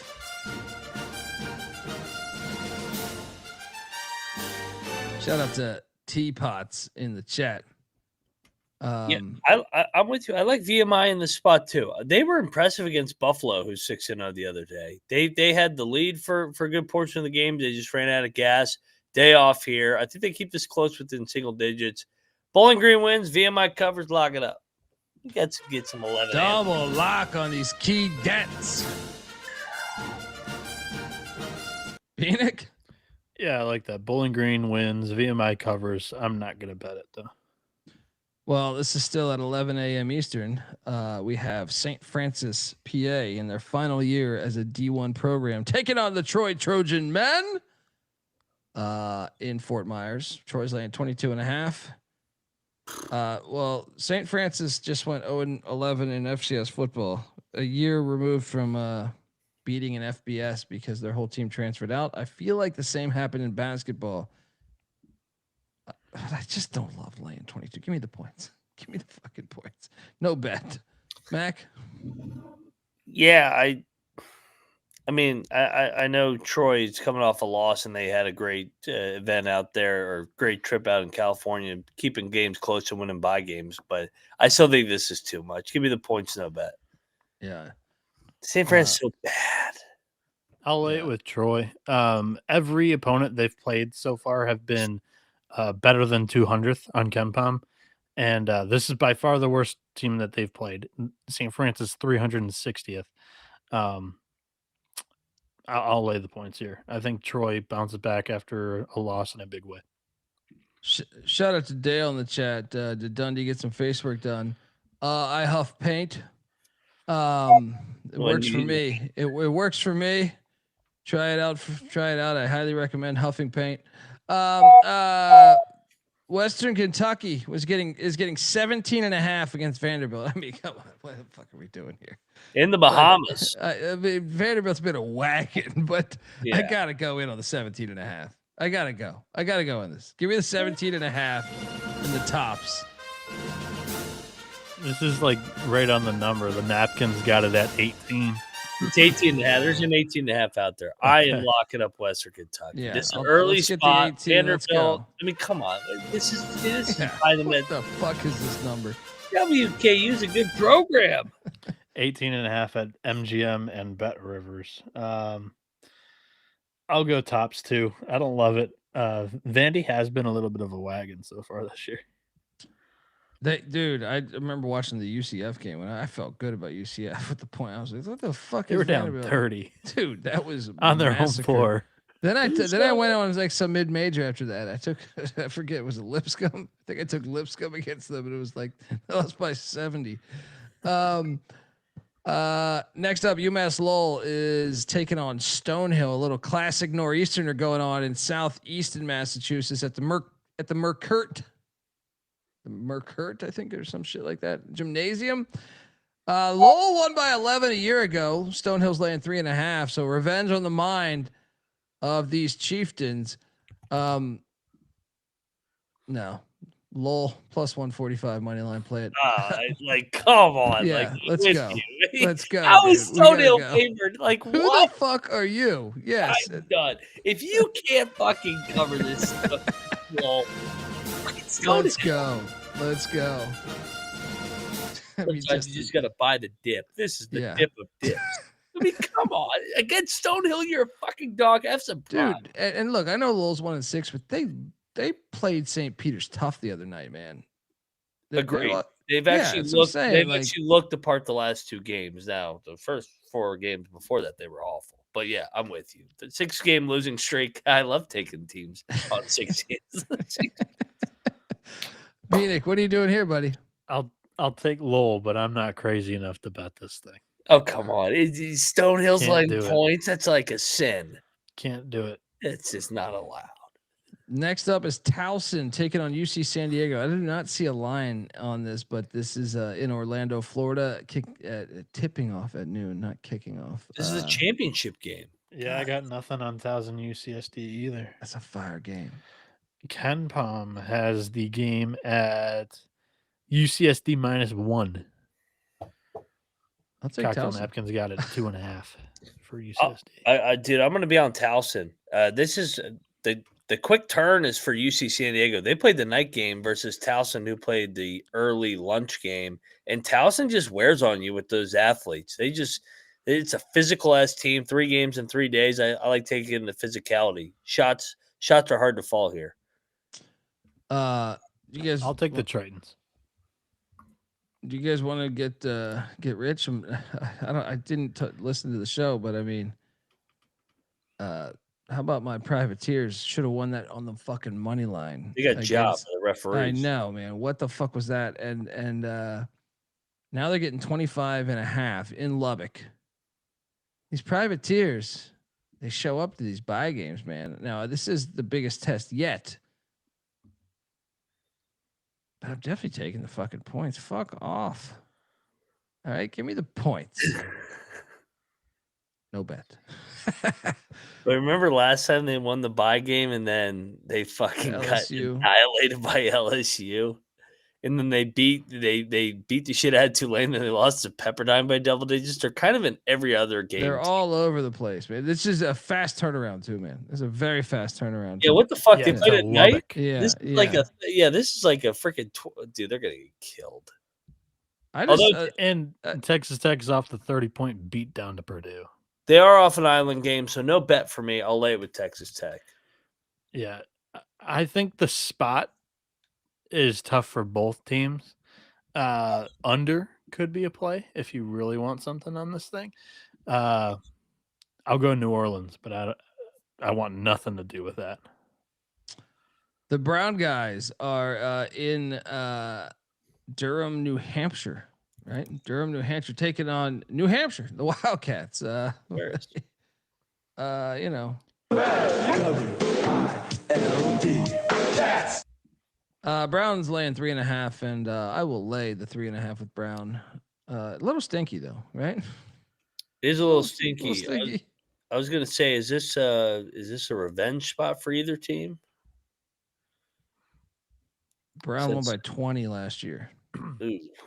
Ooh. The first D1 home game for New Hampshire this season. No one's gonna be at this fucking game on day before Thanksgiving. Wait, actually, hold up. This could be a kids' day, right? No, because kids are out of school. Kids don't go to school the Wednesday before Thanksgiving now? No. Really? What the fuck is wrong with this country? Why are they going to school? I'm kind of okay with that one. Go back to my you want them to go to school?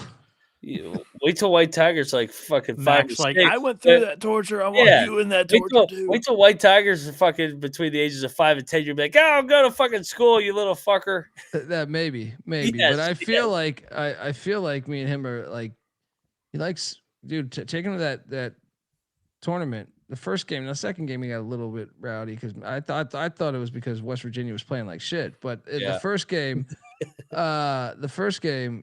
I mean, he was into it, man. He was into it. So, I mean, you're probably right because everyone tells me this train's coming. Yeah. But right now we're thunder and fucking lightning. All right. We like the same shit. All right. I was having him watch what's it called? Terminator the other day. Right? He's only 1 year old. Right? You beat me to it. I haven't even seen Terminator. Yeah. Time out. What's that? Elementary kids get fucking the whole week off? I don't know if it's the whole week, but they don't go to school Wednesday before Thanksgiving. I don't even know if I went to school. I don't even know if I went to school. Oh, I went to school. Yeah. I don't think I did. Really? I know one thing. I went to school on Monday and Tuesday. I mean, people are like, they got to travel to their families. Where are they fucking driving? They're 10 years old. You got load management on fucking kindergartners? Oh, no wonder this fucking everybody's so fucking soft as society. We teach us fucking kids fucking show up. John Shadell's saying, Mac, no school on Thanksgiving? Soft ass commies. No, you can have that one off. Now, Black Friday, we could argue you should be in school. No, don't leave your fucking Actually, house. That's yeah, the because worst there's a good experience football ever. slate. Yeah. He goes, it's football, and then you go, it's the worst experience ever. Oh God. Black Friday to me, going out, leaving your house on Black Friday is, I think, the worst thing you can do as an adult. And that includes murder, right? I actually believe, because murder, that you can sometimes justify it. You know what I mean? Like, it's situational. Going out on Black Friday, going to be a part of the zoo, I question like why you're on planet Earth. You know what I mean? Like, we should really have a conversation about it. I mean, tell me, Bieniek, don't tell me you go out on Black Friday. Shut the fuck up, dude. No. Oh Okay. God. Okay. He was pointing to you like you were fucking No. I was pointing at that comment. No, I don't do that Black Friday shit. That shit's fucking awful. I go out on Mac prefers Blackout Wednesday. Blackout Wednesday. I like Blackout Wednesday. Yeah, just getting really drunk. I mean, I will say that's the best drinking night of the year. Yeah. Oh, we're here. It's tonight. Well, tune in Wednesday night on the pick show, because there will be 15 games to pick. You mean tonight? Yeah. Shout out to Mac's gonna be blitzed on the show tonight. Shout out to the Juice going to the Territorial Cup on Black Friday. Well, that's it. That doesn't count. I'm talking about going to stores. I lived in Hollywood for a while, man, and you would have people camping out in front of Target like it was goddamn Cameron Indoor Stadium, right? Like the 24, 36 hours before they open up or whatever. I was just completely blown away at why you would do this just for like a PlayStation or something, you know what I mean, or whatever the fuck. Oh, what a terrible existence we are. Yeah, I don't understand it either. Syracuse is taking on Iowa State in the horse shit. Does anyone have a line in this horse shit? Iowa State's like 9.5.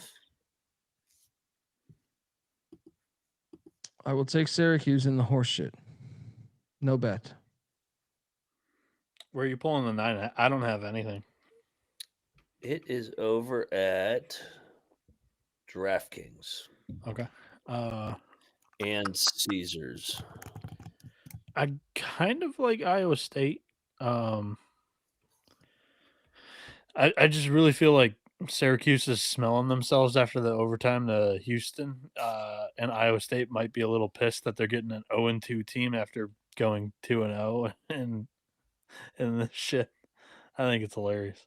I mean, J Mac, bro, I worry about you, man. J Mac in the chat, if you listen to this, I work at Walmart. It's the worst. Please help me, dude. You got a cough. I hear it right now. Don't you? That's dangerous. I got a cough. I hear it right now. I'm telling you, that is. I remember reading about some dude who's like, I forget what country in Africa, came over to do security and didn't he get like trampled on Black Friday? Ended up dying of like a heart attack while everyone's going to grab their fucking PlayStation. This poor bastard was probably sitting there, like, went through the most extreme shit to go to America. Thinks he's made it. Oh, Black Friday, working the door at a Walmart or whatever the fuck it was. What a horrible fucking planet we are. So are you guys excited for this Bucknell Buffalo game? You mean Iowa State Syracuse? Oh, I'm not excited for that game. I will not watch that game. I'm locking Iowa State. I think it's a borderline lock. I won't fire though. Syracuse just had to play Houston and Kansas. Now they got to play Iowa State, who's just gonna fucking drag them into the mud and just beat them up. And an early tip. I don't lock those the bullshit games. Give me the clones. They're gonna fuck them up. This is like that Colorado game last year out of Maui, where it's like Colorado shot their load the first 2 days and then they just got dragged right through the mud and lost by 30. To those that are tuning in just for the picks trims, I don't blame you. It's Wednesday before a holiday.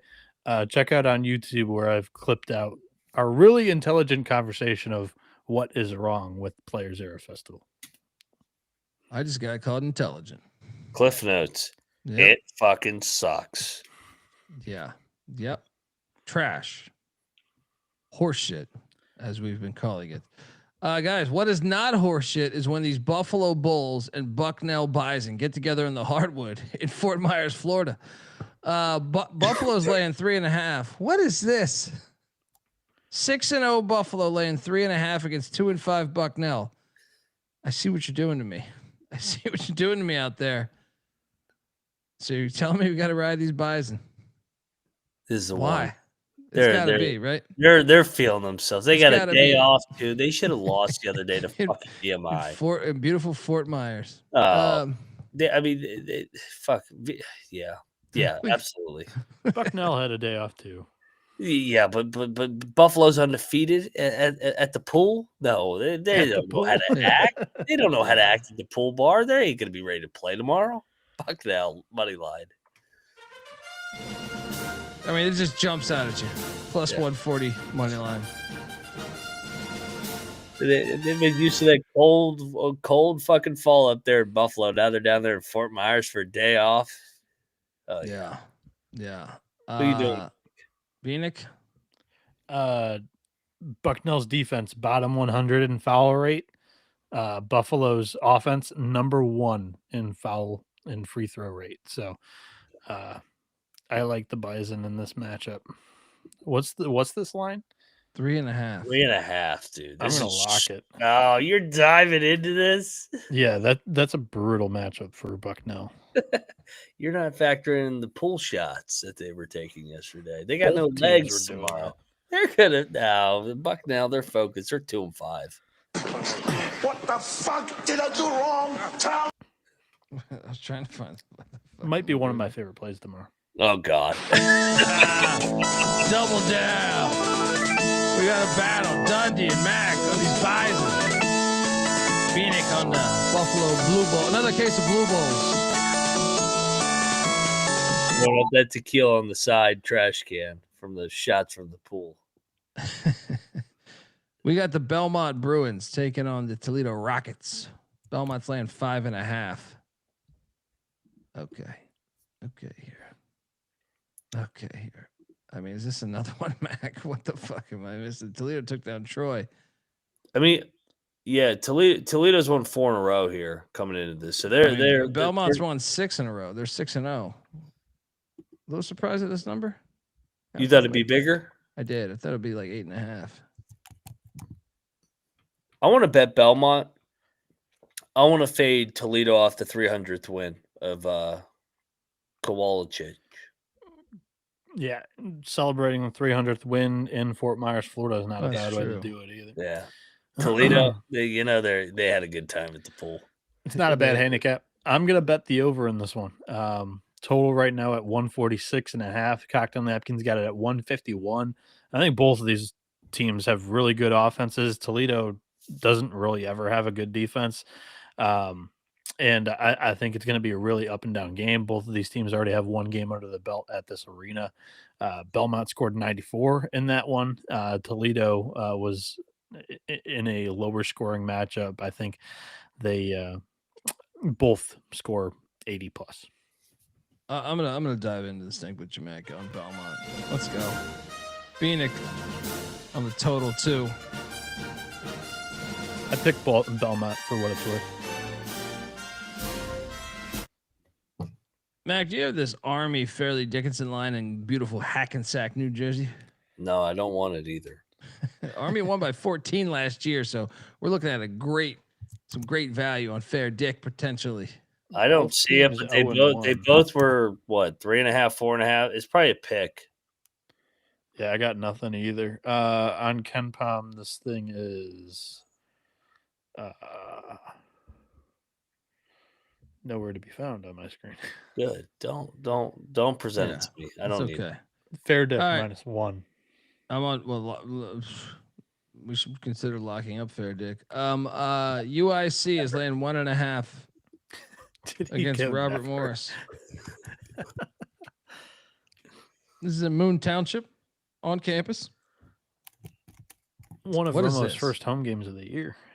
It is their first home game against. They're gonna. D1 Let's take team. them. Let's take them. I mean, UIC is 4-2, but are they a little phony 4-2? They're off the MTE too. They are.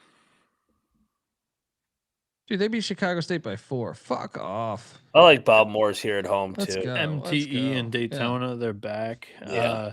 The only thing is like Romo's not going to be lit, but I still like him like in a familiar environment. So I think they're pretty good too. Let's go. Yeah, me too. I like Romo.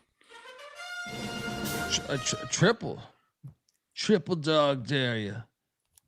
Welcome to the party, pal. Morris. Triple lock on Bob Morris.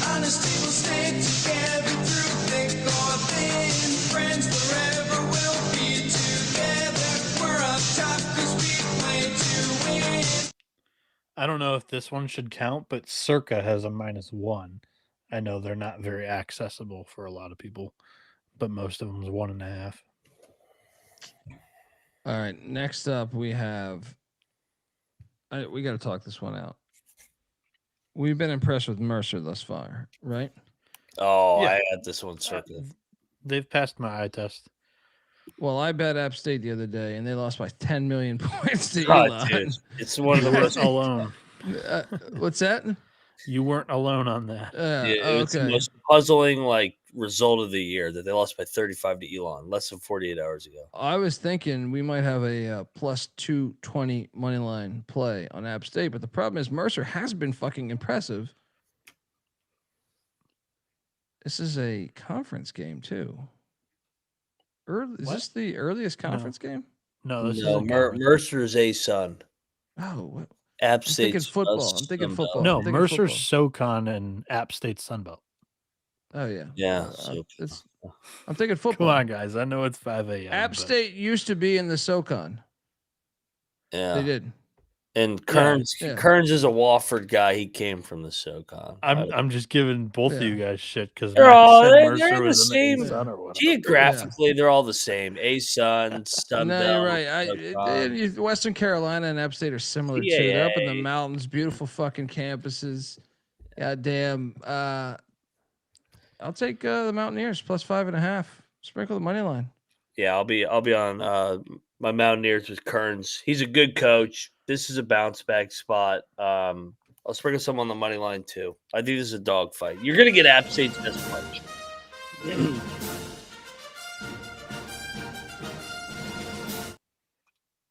Former SoCon school beats the current SoCon school. I like Mercer. I'll take him laying the points here. Wofford is catching 4.5. SoCon Wofford is taking on Northern Kentucky Horizon. in Highland Heights. Yeah, good old Highland Heights, the sandwich spot. The Norse, is this the Norse? Interesting game. Yeah, both teams are hot. Both teams have won 3 in a row. I'll take Wofford. The Norse are off of a rivalry win, so I'll take Wofford in the points. I'll take the points too. No bad. Yeah. I like NKU at home. Good defense at home. Next up, we have Omaha taking on the airport. We have, and this is in Miami, so the airport at home. This is Omaha on a back-to-back, and FIU had a day off. They lost by 8 to JMU the day before. No line out. Picks page, SGPN app, free to download in the App Store and Google Play Store, or go to sportsgamblingpodcast.com, click picks. I got nothing here either. FIU's favored by 4 on Compound. I would take the points if that was the case. I would go Omaha too. Omaha, no bet. Greensboro has taken on Miami, the Redskins, in Jacksonville, Florida. No line out here. This fucking Greensboro team. I won't be betting this game. Miami of Ohio favored by 9 on KenPom. I'll take the points. I'm not betting this. Done with this. I'll take the points, and I'll be thinking about betting that. I'll take Miami, Ohio. I Greensboro has not showed much life this year outside of that K-State game in the first 10 minutes. Loyola Chicago's taking on San Jose State on CBS Sports. Loyola won by 3 in the NIT last year. Nick was talking about this in the chat. Shout out to my guy Nick. That's the play-by-play for Sparty. I mean, I'm looking forward to just slam dunk Tim Miles after getting embarrassed. They're gonna fuck up Loyola Chicago's trash. What's this? What's Ken Palm got this at? San Jose -3. Perfect. We're gonna make so much money on this. Don't do it, Mac. I'm not. I Don't can do tell it. you one Okay. thing. I will not be playing the lock music on Loyola anytime soon. I just think San Jose sucks too, and they're injured, like Nick's talking about. They're still getting this. They're still getting I'll lay this. it though. Give me 10 miles over Valentine. I'm going in. I'm going in. Bieniek? I'll take the Ramblers. Don't love that at all. VCU's laying 2.5 against South Florida. Fantastic game. ESPN 2 on the coverage in Nassau, the Bahamas. They played last year. VCU won by 5. Kind of fascinated by this game here. Different coach for USF. Brian Hodgson, formerly of Arkansas State. I'm gonna take They're off VCU. a loss. Haven't played in a week. I'm gonna take VCU, but I'm not gonna bet this. Mac? Yeah, it's like you said, it's a battle of the first year head coaches, Bryant versus Arkansas State from last year.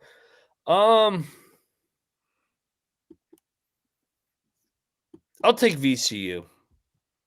But I don't know if I want to bet this one. Yeah. I'll go Bulls, and I'm going to sit it out.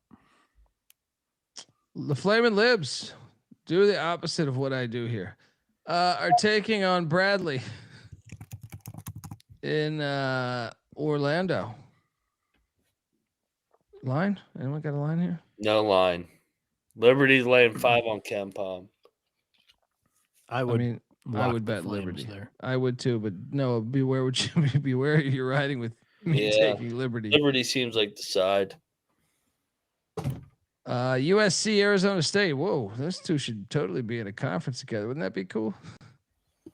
Wouldn't that be great? For the Maui Championship at 2:30. Yeah, that's what I'm saying. They're playing this really close to the Pacific Ocean. It's kind of crazy. They should do a conference. Idiots. They should do a conference that like kind of goes with that ocean name, the Pacific. It'd be fantastic. Fans would come around. There'd be, LA against Arizona. Just be fantastic. I think the world would be a better place because of it. You can make the commute. You could drive. It'd be great. You go to the desert. You talk shit about, there's nothing here in the fucking desert. You bunch of Arizona fucking bastards. And then you come into Cali, you come into LA, you say you're fucking homeless, you fucking population. We can make that drive too. You fucking Hollywood fake fucking LA bastards. It'd be great. You could build this up every year. You do this trips. Instead, they're not in the same conference. But USC won by 8 when they were in a conference with them the last time they played. What's this number? We have this now? USC is laying 4.5.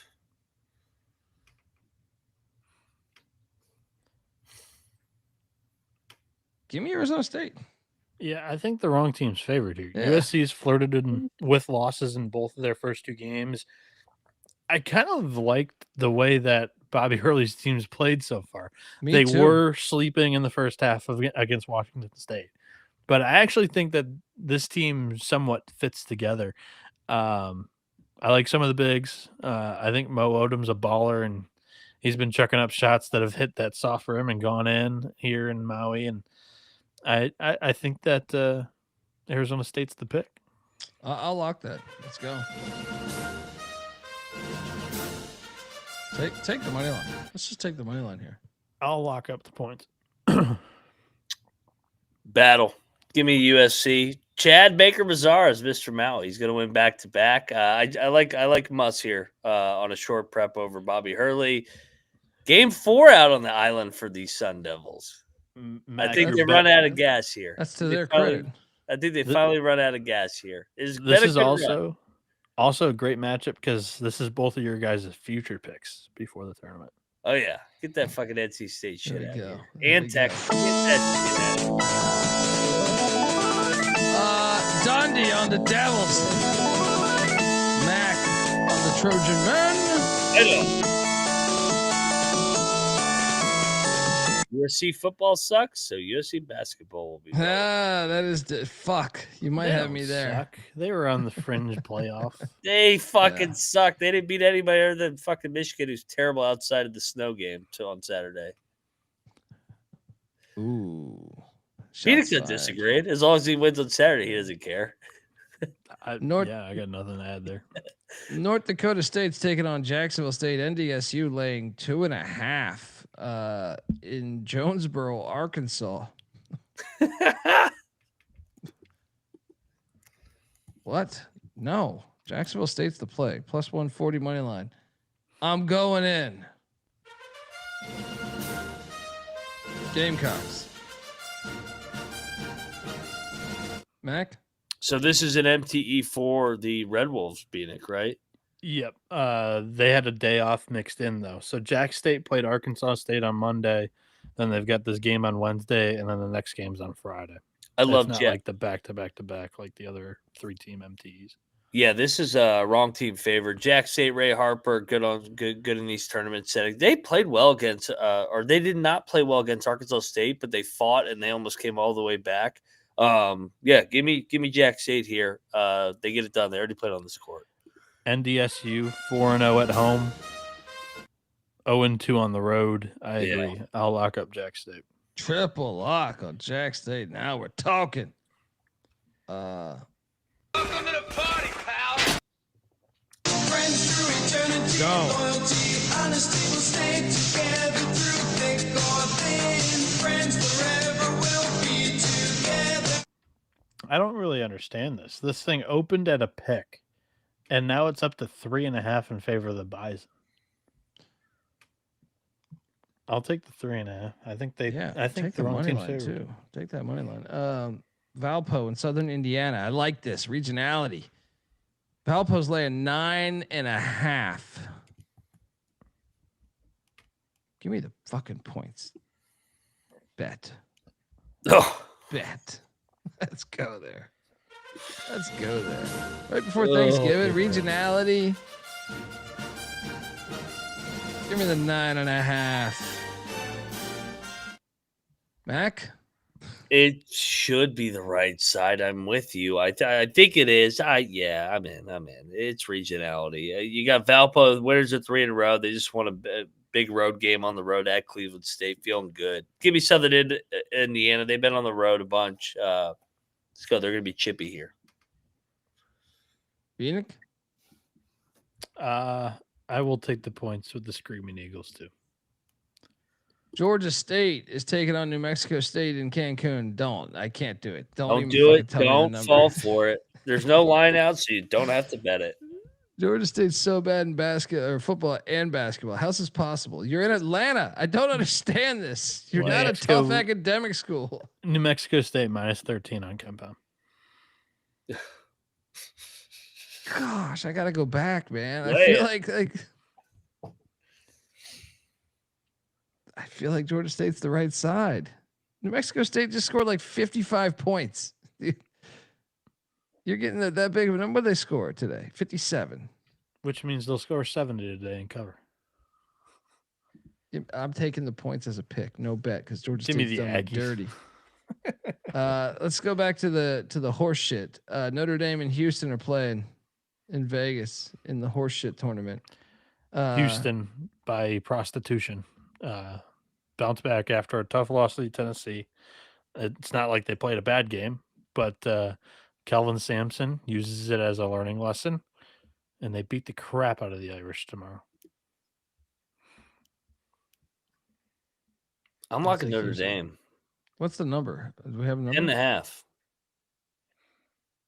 They played last year, and Houston I'll take struggled. Notre Dame too, actually, but I'm not betting that. Houston shit. struggled to get away from them last year. Houston struggles in these MTEs early to get away from opponents. They're still trying to find their identity. I think they win the game. I think they win by 7 or 8. I'm locking Notre Dame. And I like Shrewsbury's Lock battle. Lock battle. Let's go. Give me the shit. Irish. You guys going in on this horse shit? Give me Notre Dame. Bieniek on the Cougs. Mac on the Irish.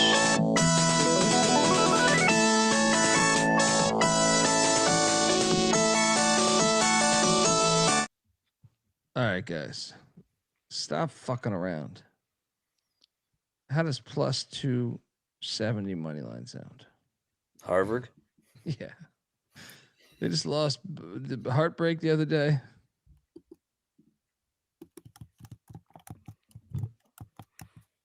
Where are we at here? Are they gonna lose another bye game? They just lose all bye games? Like, I mean, goddamn, they're 3 and 4. They gotta fucking win some games, right? I'm surprised the line's this big. It's almost telling you to bet Boston College. God.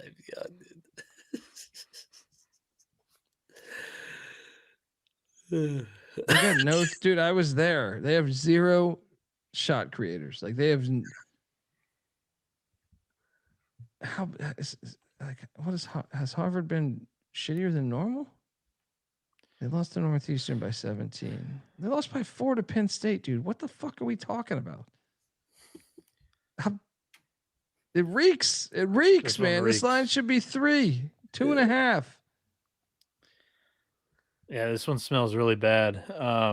The cocktail napkins got him as a 6-point dog. BC's a 6-point dog in the cocktail napkin. No. Harvard's a 6-point dog. What do you mean? The line's 6.5 though. I know it smells like I don't agree with my own model. That's what I'm saying. I got you. It's up to 7.5 in some places. Should we lay it with BC here? I'm locking BC. I think we Bet should. Rivers lay it with and BC MGM here. has Come on, 7.5. they've already lost bye games. They've already lost the Charleston Classic, but they got beat in both games. Like they got beat in the B division in both games. That's You weren't really even in bad, the man. A division. They classified you as a mid-major, and then you showed them that they were correct by going This is 0-2 where in the that. comeback of Boston College begins. They're winning in football on Saturday with Billy O'Brien. They're going to win here against Harvard. Stop. I'm locking up. I'm gonna dive in. I'm locking up Harvard plus 7.5. Oh yeah, let's go. BC's gonna fuck them up. This is gonna be I think BC's BC's the Super Bowl. play. Come We got on, a battle. We got a battle. We're gonna talk about this one at Thanksgiving. How great they were against Harvard. Now we got a problem. Now we got a problem. Dundee Mac on Harvard. Bieniek. I'm sorry. Dundee Mac on BC. Bieniek on Harvard. It's too late. The nerds are out of school. There's no school here because of Thanksgiving. I like Harvard here. Wait, the game's at BC. It's in the same city. Oh, well, there's gonna be no fans either way. Yeah. The nerds are back home and fucking, all across the nation. But Navy's laying 12.5 against Gardner Webb. Well, I mean, what are we doing here?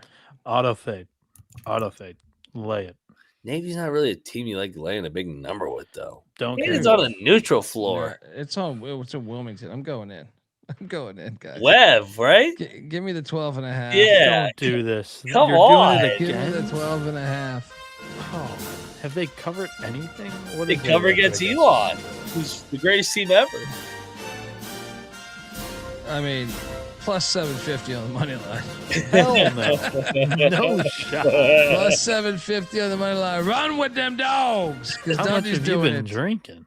Not They enough. are 1-4 against the spread, average non-cover margin of 7 points per game. Well, it's been a little tricky. It's been a little rocky. But let me tell you something. What's that? I said, Bieniek, are you laying it? Yeah, I'm not betting it, but auto fade. Navy's an auto fit is a double-digit favorite on a neutral. Not when they bring back the most production in the country. Yeah, they're fucking slow. And Gardner Webb's like actually mentally slow. Well, so am I. I can't wait till Gardner Webb wins on the money line tomorrow. Let's go. Yeah, they're live, dude. We should sprinkle that. Yeah, they played four out of their 5 games are bye games. They covered against Elon on the road. plus 750. Yeah. They might have a few parents of the players at the game. Yeah. Have a little bit of that crowd. I don't know how it just did that, but it was kind of cool. It made me Let's go. This is a fucking I feel very prestigious. Lipscomb is catching 6.5 against Marshall.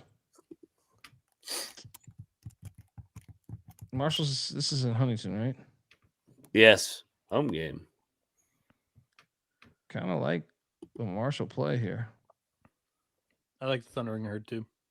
They should fuck them up, shouldn't they? They're great at this home stadium. I just feel like over the past 5 years, I've made a lot of money. I'll go to the well. Yeah. Lay it 6.5. Lay it with Marshall. Cosign. Bieniek? Yeah, they've Triple? covered this number at every home game so far. Lipscomb on the road, 0-4 straight up, and only covered this number in one of their games so far. I like Marshall. Mac. Yeah, I'm locking Marshall. I like the home spot. Lipscomb just got a nice little home win, feeling themselves. Yeah, lay it. Go All right. Marshall. I'll tell. Triple lock. There we go. Thundering turd. Welcome to the party, pal. Triple lock. Marshall. Shout out to Clark.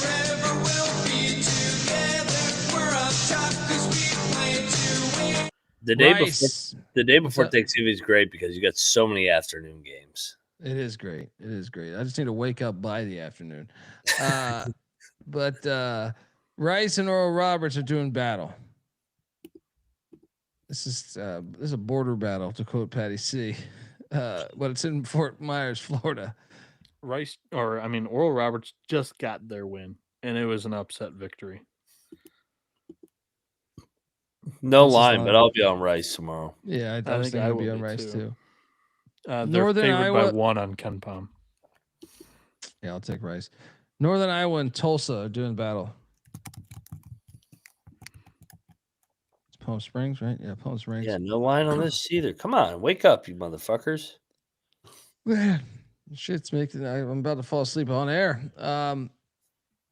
I mean, that's a fire game, by the way. Palm Springs. What the fuck am I doing? I should be out there for that. Yeah, picks page, SGPN app. I'll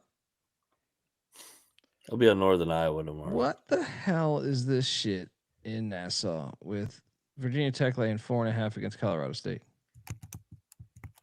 I'm going in. I'm diving into this thing. I'm locking up Virginia Tech minus 4.5. I don't think CSU's there yet. I know they're telling you to bet Colorado State. I don't care. Ignore it. Mac. I'll battle you. Give me Colorado State. They just dropped that bye game to Denver. Yeah, I'm not completely sold on Virginia Tech. I know everybody loves the freshman phenom, but I got to see it consistently. Give me Colorado State to bounce back. Battle. Bieniek. I'll take the points with Colorado State. I'm not going to bet it, but the cocktail napkin only has it as a 2-point game.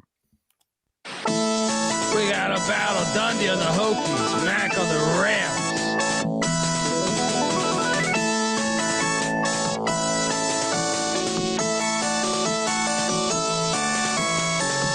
Wagner is taking on Manhattan. Manhattan's laying 3.5. This is in the Bronx. Let's go.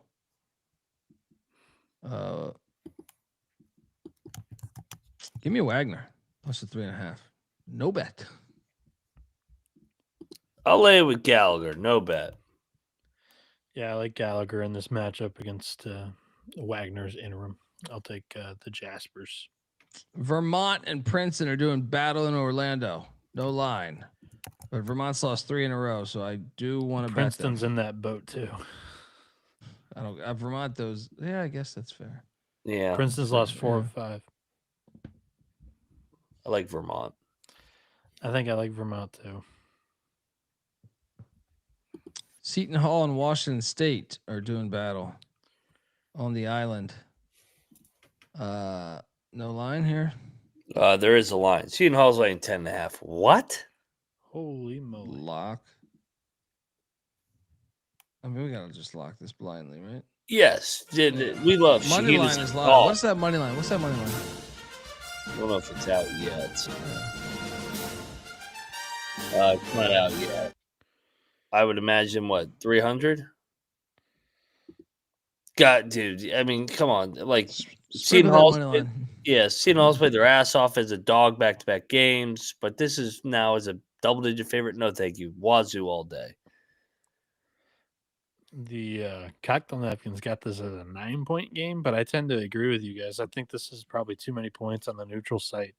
I'll lock up 10.5 with you. I'm going to stay away from the money line, but too many points. This is a single-digit game. Got to sprinkle the money line too, though. Got to sprinkle that. Triple lock, Washington State. Let's go, Cougs.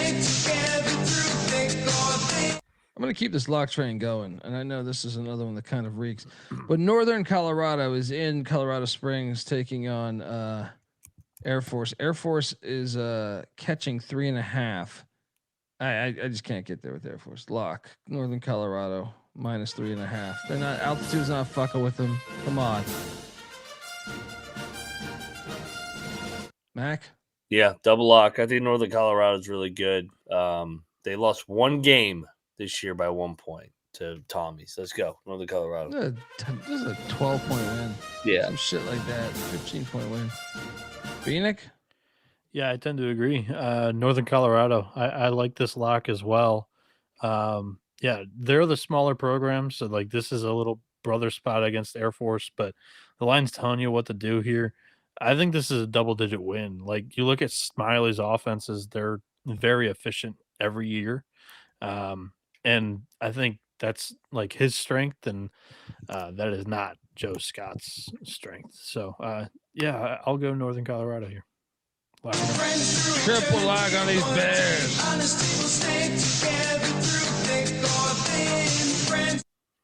Samford is taking on Utah Valley and Cancun. No line. Valley on Ken Palm laying 6. I like Valley. Think they roll again. I actually like Samford, I think. 6 points. No line either over here. Sam Houston State's laying 2.5 against Idaho State. I'll go Utah Valley in that game for what it's worth. Okay. Sam Houston's laying 2.5. Is this in Pocatello? This is in Boise. Strange. Boise's Strange. on the island. I know. What a weird ass game. There's going to be no Idaho State fans there. They're rivals of Boise. What are we talking about here? I'll take Sam Houston. Lock. Day before Thanksgiving, you're gonna. What am I missing here? It's a weird event.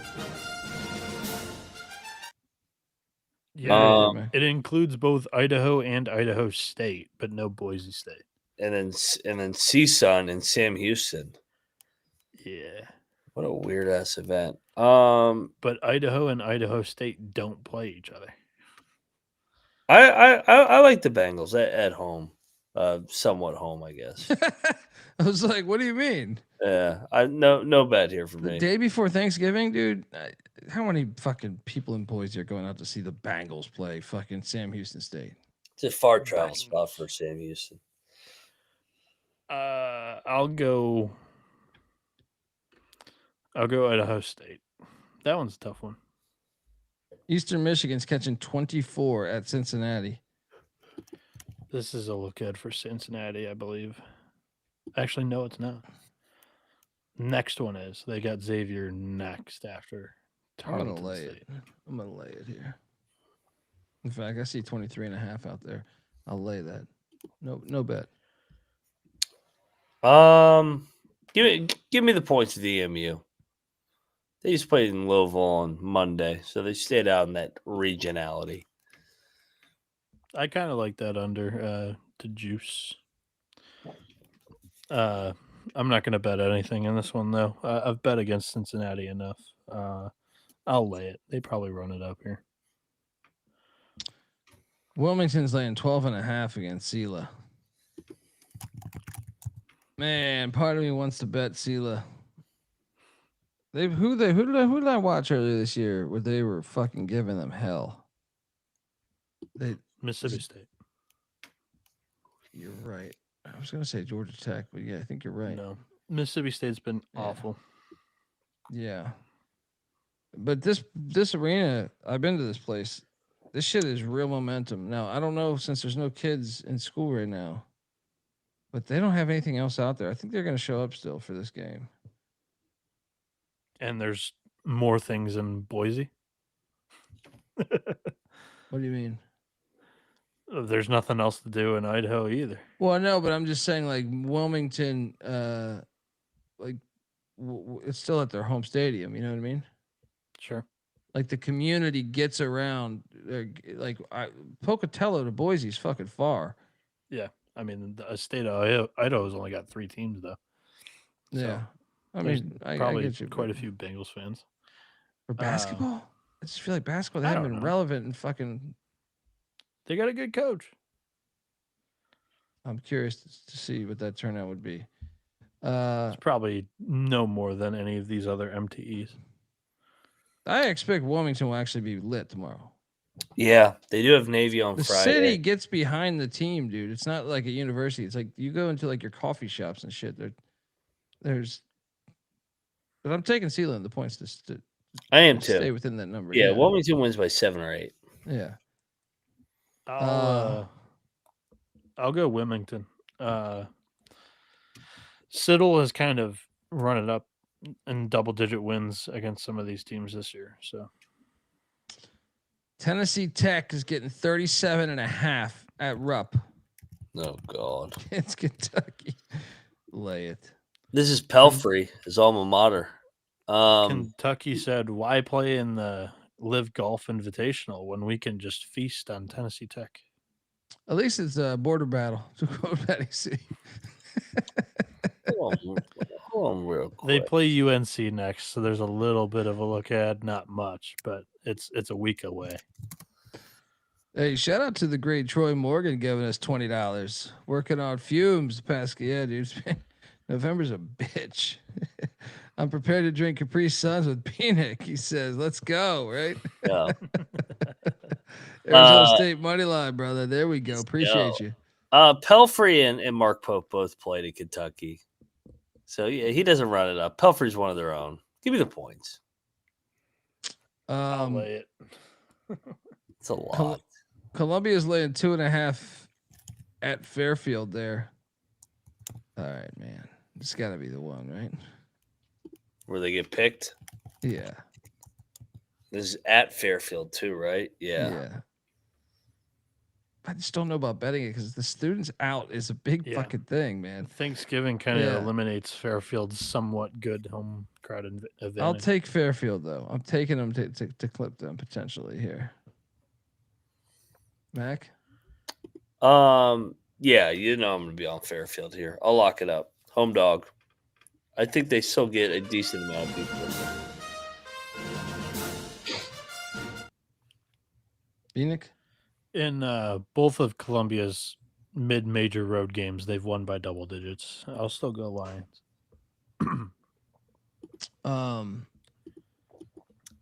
Fresno State and Pepperdine are playing in Palm Springs.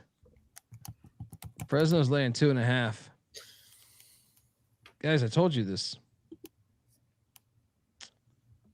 Fresno's a wagon. All right. Lay the 2.5. Lay the 2.5. But Pepperdine beat New Orleans by double digits. I know, but that did fuck me up for a little bit. I'll lay it too with Fresno. Should we bet it? I'm going in, man. CBS Sports, nationally televised. Oh yeah, Fresno. This is a year of Fresno. Bieniek? I'll take the Bulldogs. I don't love it. This is CBS Sports Network, though. That's as good as Fresno's gonna do. I was say, what? You thought, yeah, still nationally televised, though, right? Yeah. No. CBS SN's not in every cable package. Okay, but I mean, CBS is, but not CBS SN. Well, Fresno will never be on CBS unless they Yeah. make the NCAA tournament. unless in Let's the be Mountain West honest. Championship game, yeah. Yeah.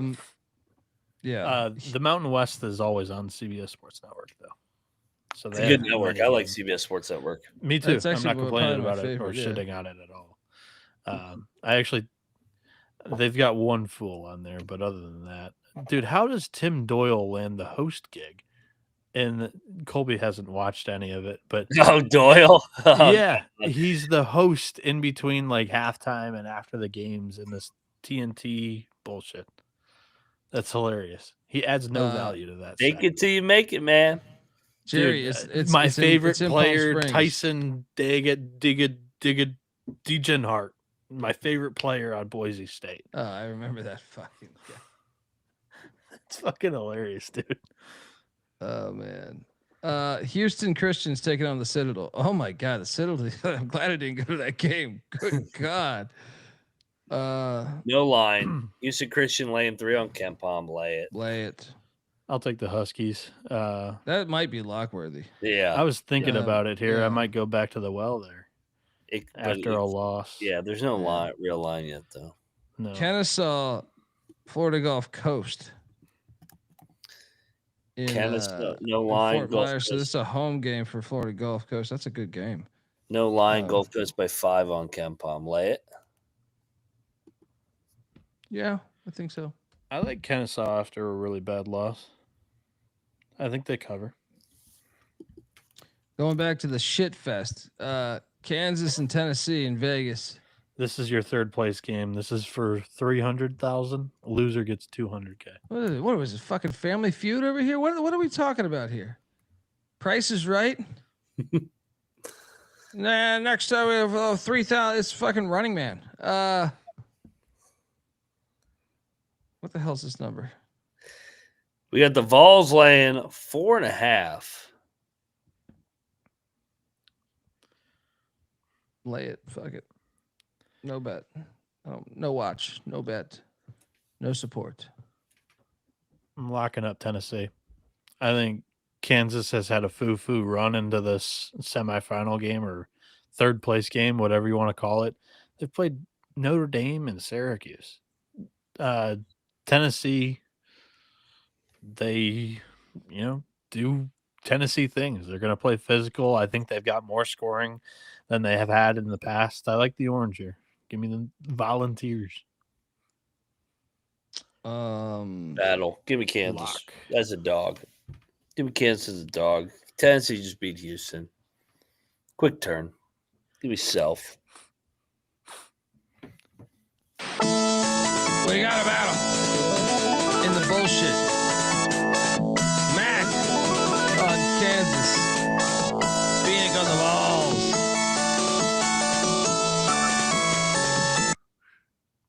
Next up, we have Indiana State taking on La Tech. Is this in Ruston? Yes.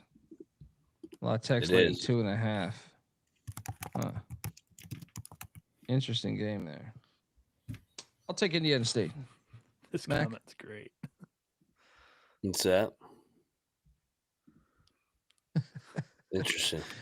Shout out to Mo Harris. Hilarious. Uh, God. Wait, they just played last week. This is a home and home. I don't care. Where's my clip? Where's the fuck's my Indiana clip? State beat them by 9. We should play revenge with La Tech. I don't think La Tech's good, man. Yeah. Huh? What was the I'm line not- last week? Who knows? I'll take the Sycamore. Lou Holtz over here. I don't know what I want to do. Give me Indiana State. I do. Yeah, fuck. I'm not betting. I'm not betting Louisiana Tech. I hate that team. Yep. Give me Bum 6 ass seasons. motherfuckers. Is this really on campus? No. No. Are you looking at Wichita? Yeah. It's in the Bahamas. I love how Mac knew exactly what game he was talking I knew about. you were like, wait. They're only laying 10.5. Interesting. That's a great game. I'll lay it with St. Mary's. No bet. I could see Wichita covering this. It's a neutral site in the It's ballroom. a far fucking trip, man. Yeah, give me Wichita. Sprinkle some on the money line. They've already hit the road. They already played at Boise. I mean, has St. Mary's played a road game yet, I don't or think so. left home? Now they're Ooh, I playing. don't we- think so. Actually, Yeah, fuck it. Let's Wichita's go. live here, and they're going to have the crowd. They're going to travel more. Okay, I'm in with Wichita on the points. Double lock, triple lock, Bieniek. No, I like the Gales. He said you liked it, and then you took the Gales. I didn't say I liked it. Oh, I thought I heard you say. Rhode Island is taking on Temple in Orlando. No line. Ken Palm's got URA -4. I like Temple. I'll take a shot on Temple too, but I'm not gonna. This will not be a bet. It's Temple. This line just screams of corruption. Temple and Rhode Island. This is just somebody's betting on. Like players are betting on this game. Jake Shout out to- Brubaker goes, I'm starting the day while you all are still ending yesterday. Shout out to Wavy Navy, and shout out to Brubaker. Classic flick. Which one? Brubaker. There's a movie called Brubaker. Oh, Oh, yeah. There was I think it's Summer Catch. It's a baseball movie. yeah, I didn't catch that one. But Southern Illinois and Memphis. Memphis is laying 11.5. We know the drill. Boy, Southern Yes. Illinois has been doing a little bit of a tour though here. Yeah, and they're not great on the road. So I'm not locking it, but I am taking the points. I gotta lock this too. Give me the 11.5. Memphis wins by 9. Dude, you got it. You're off of the Bahamas too. Yeah. Like I know Wake came through, but no way. Give me Southern Illinois, lock it up. But I'm not overthinking this. I'm just sticking Don't to overthink it. principles. Don't Stick to overthink your it. principles. Penny is a double-digit favorite as a fade.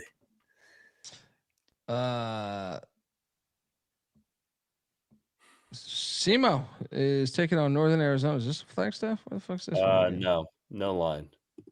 Okay, it's in Flagstaff at that walk up bullshit. But I'll if so Ken Palm's got NAU -1. If that's the case, I'll lock the Lumberjacks tomorrow. ooh, They could release it 1 or 2 or I 3. think I might be with you. I think I might I be with will you, not. buddy. And I will not bet this game. Well, let's take it back to the horse shit. That is residing in I think this might be your biggest horseshit of the game. a lot of horse shit out there. Is St. John's is taking on Auburn in that bullshit tournament. This is not the game I was thinking. What's this number, Mac? Slick Rick's laying 5.5, Bieniek.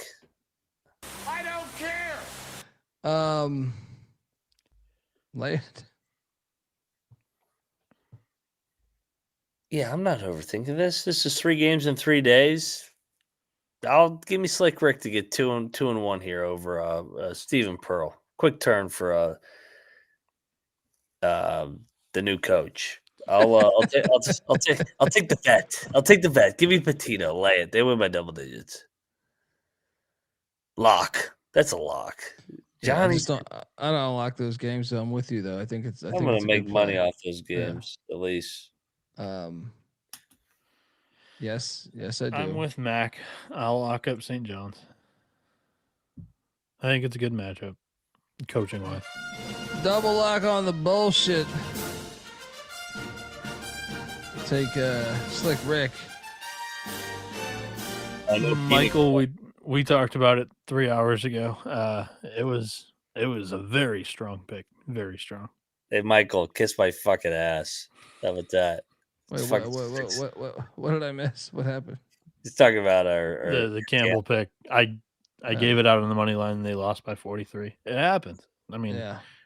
You don't hit 10-1 dogs every day, unfortunately. I wish One of those years I took Maryland against Penn State in football and they lost 59-0. It was like a 7-point spread, and I was like, dude, Maryland's live on the money line. Maryland's live. That was 59-0. Look, guys, I see opportunity again. Plus 300. I knew you were gonna light up on Denver when you saw him. Pios plus 8.5. It's not a far trip. Was that 2 hours? I did this drive. Well, yeah. It's they're coming from Tucson. They just got beat up by the Wildcats. I'm not locking it. These are college kids. No one's That's gonna like be the at this most fucking physical Wyoming team in game. college basketball. I liked it because they just got embarrassed. I like Denver here, rally spot. They went right from Tucson over to Laramie. Yeah, give me Denver. I'll lock it too. They're not gonna be scared by the elevation. Denver for me, no bet.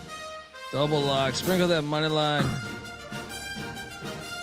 South Dakota State, UC Irvine in Mexico. No line out on this one. Like all the Cancun ones or whatever. I think you just have to continue to fade Irvine. Yeah, they're kind of broken. Although the Jackrabbits look like shit today too. They're laying 2 on Ken Palm. The Anteaters are. I don't think they should be laying points right now. I don't know. Alabama State's getting 18.5 against New Mexico, where everyone gets laid at the pit.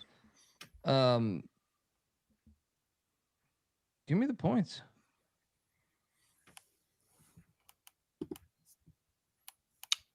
Yeah.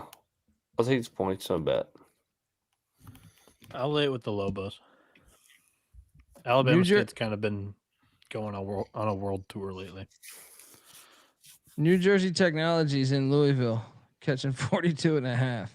Good Lord. Give Dude, me the NJIT. points. So they were in the area. They played Cincinnati on Monday. But, I mean, if you lose by 30 to Cincy, what are you going to lose by Louisville to? Shit, them and EMU just flipped opponents. Yeah. What is this, a 2-for-1? Mac, they're doing a tag team. Yeah, give me NJIT. A foursome.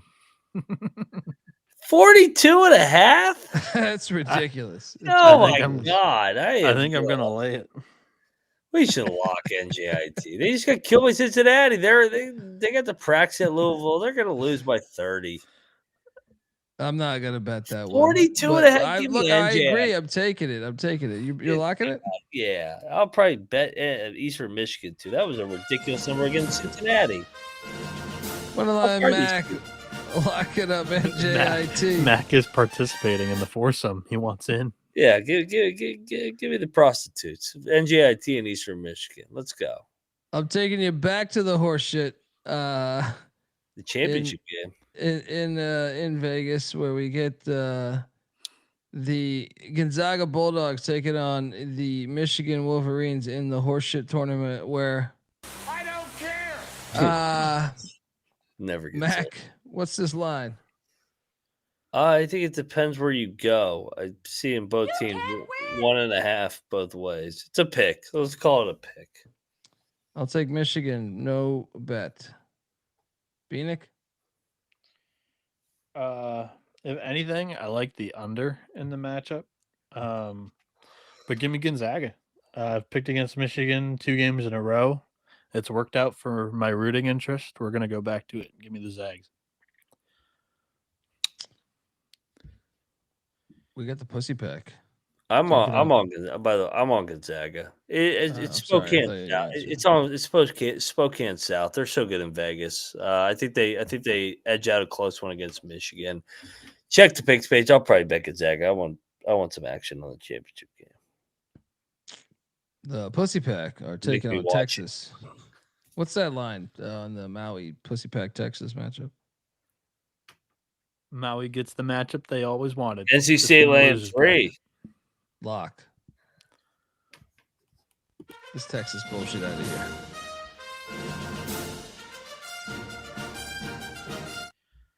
Isn't Mac? it kind of hilarious that they gave the Maui championship game the afternoon time slot and the losers bracket championship game the prime time? They did it with Charleston it's too. Right? crooked. It's crooked. It's hilarious. I love, I love how this could be a fun fucking 10 o'clock game here. Texas NC State, I love it. Yeah, I'll lay it with Will Wade, baby. Let's go. I like the pack too. Lock it. Triple lock. Yeah, I'm on the pack. I'm gonna stay off the lock here. All right, double lock on the Pussy Pack.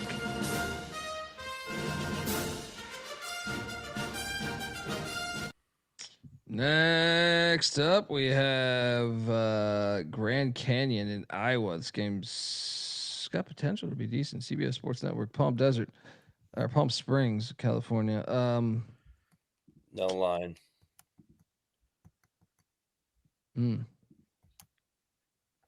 The Grand Canyon had some fans there. Yes, Did you guys that place catch was that? bumping. Yeah, for the yeah. Hopes. I locked up Grand Canyon. I think I did too. I think yeah. that's where you probably should go again. If Ken Palm's got him catching 8, I think they should stay within that. They'll have the crowd. Iowa does not, operate at a fast pace where it will aid them in blowing out Grand Canyon. I'll take the points. Yeah, I'll be on Grand Canyon. Yeah. Points. Yeah. So we got opportunity to make money here. Long Beach State. Wait, is this in the desert too? No, It's it's Portland. That's what I thought. Long Beach State's at Portland. You know. I want this pilot. It's a matter of national security. Laying the 5.5 with the Portland Pilots. Lock. Mac. I'll co-sign. I like this Portland team. They're off 2 tough losses, 2 good teams in Northern Colorado and St. Tommy's. I think they blow it open. I'm with you. Lock it up. Bieniek.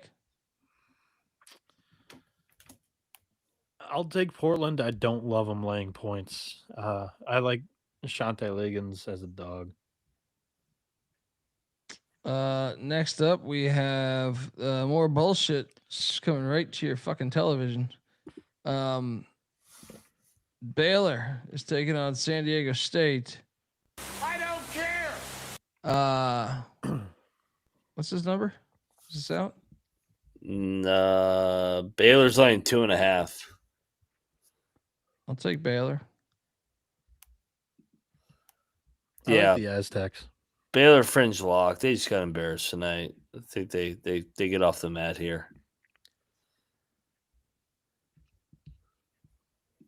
Bieniek, did you answer that? Yeah, I like the Aztecs here. Okay. We got Boise State and Chaminade at 11:59, and then Chaminade, Boise State loses to another Hawaii team. oh, that would be fucking hilarious. That's what I'm rooting for tomorrow. It'd be great. We got another horse shit game. I don't care. Maryland and Alabama. What's this? Line? Alabama's laying 13.5. I'll take the points.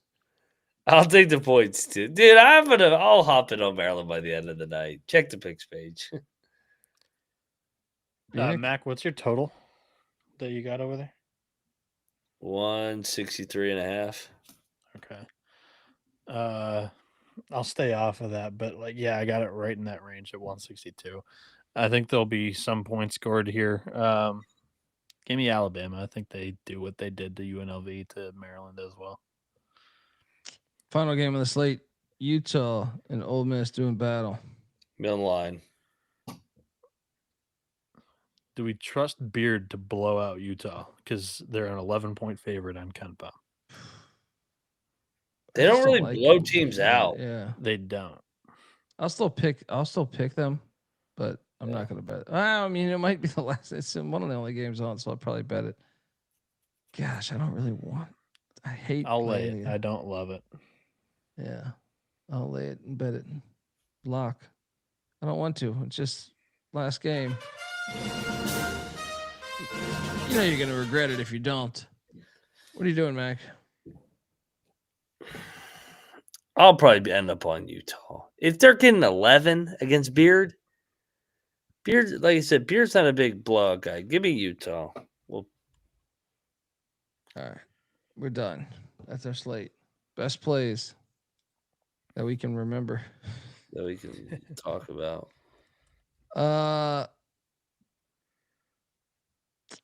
Let's see. Best plays.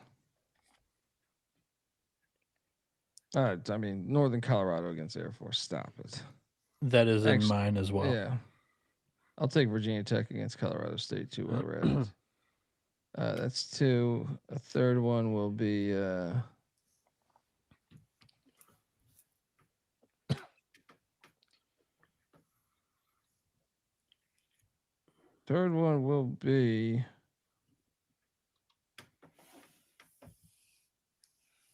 give me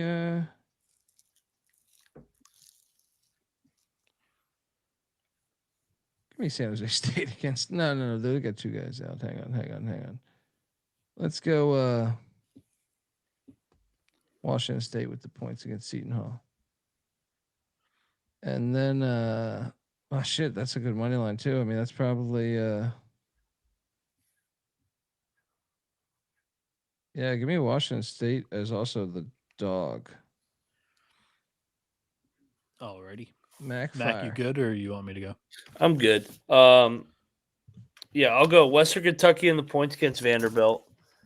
I'll go Jack State catching a short number, game 2 of that trip. And then I will go Wazoo catching the points against Seton Hall. 3 games in 3 days out there in Maui. My moneyline dog, I am going to take a shot on Wichita to pick off St. Mary's down there in the Bahamas here. Game 1. Wichita. I like it. Quiet, secret home dog tomorrow on the neutral floor. Very fair. We're going to double up on a couple of our favorite plays. I'm going to confirm the bias on Northern Colorado with Colby. I think that their offense is very efficient under Smiley going up against Air Force, and their lack of offense with Joe Scott. I think that's a great matchup for the Bears. They're the little brother in that. They'll have that one circled, and they'll go up there. Altitude shouldn't bother them. I like the Bears and NOCO there. I also like Jack State catching 3.5 in that matchup against North Dakota State. Jack State already has a game on the floor there. North Dakota State has not won on the road yet this season, so I think the wrong team might be favored in that matchup. And then I'll go Tennessee -4.5 against Kansas. Kansas without Darren Peterson. I think this is the game where they get tripped up and caught because they've played Notre Dame and Syracuse so far in this tournament, and that's why they're in the semifinal game.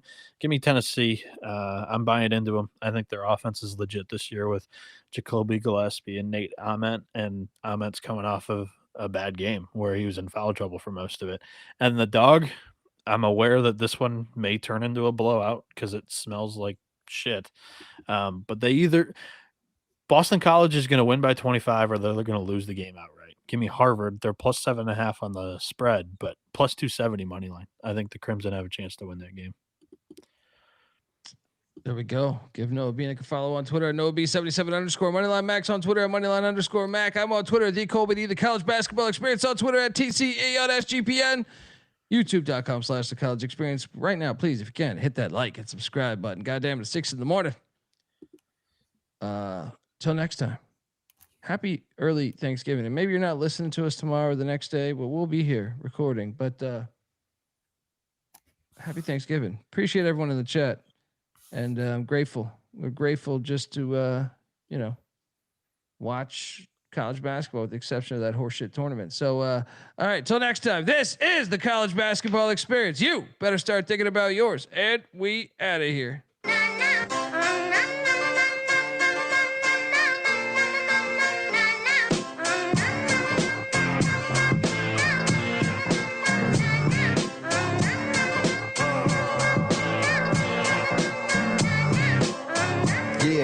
got me thinking about the good shit. The minute that I seen your grill again, it made me good trip. Good jog the mind back like dog rewind that. Man, I didn't get mad when you near me hit the can back, but the comings on was strong. Now my shit's coming along, you know the song. The truth is I'm pretty much on fire again. It's heating up for real, I'm alive again. And that's the attraction factor. Vancouver, Michigan with my rap disaster, yeah. You know you want it how you want it. No need to trip, cause I got it, doggone it. It's all yours and the extras too. All the super music and the sex for who? Just get it straight, cause you caught me in a good mood. Let me demonstrate what this time of year could do. Yeah, sing it.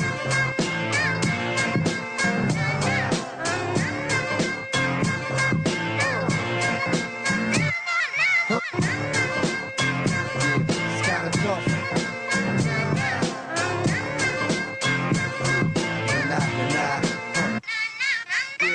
Yeah, last time you got the hot shit that I made, I was not the hot shit, why?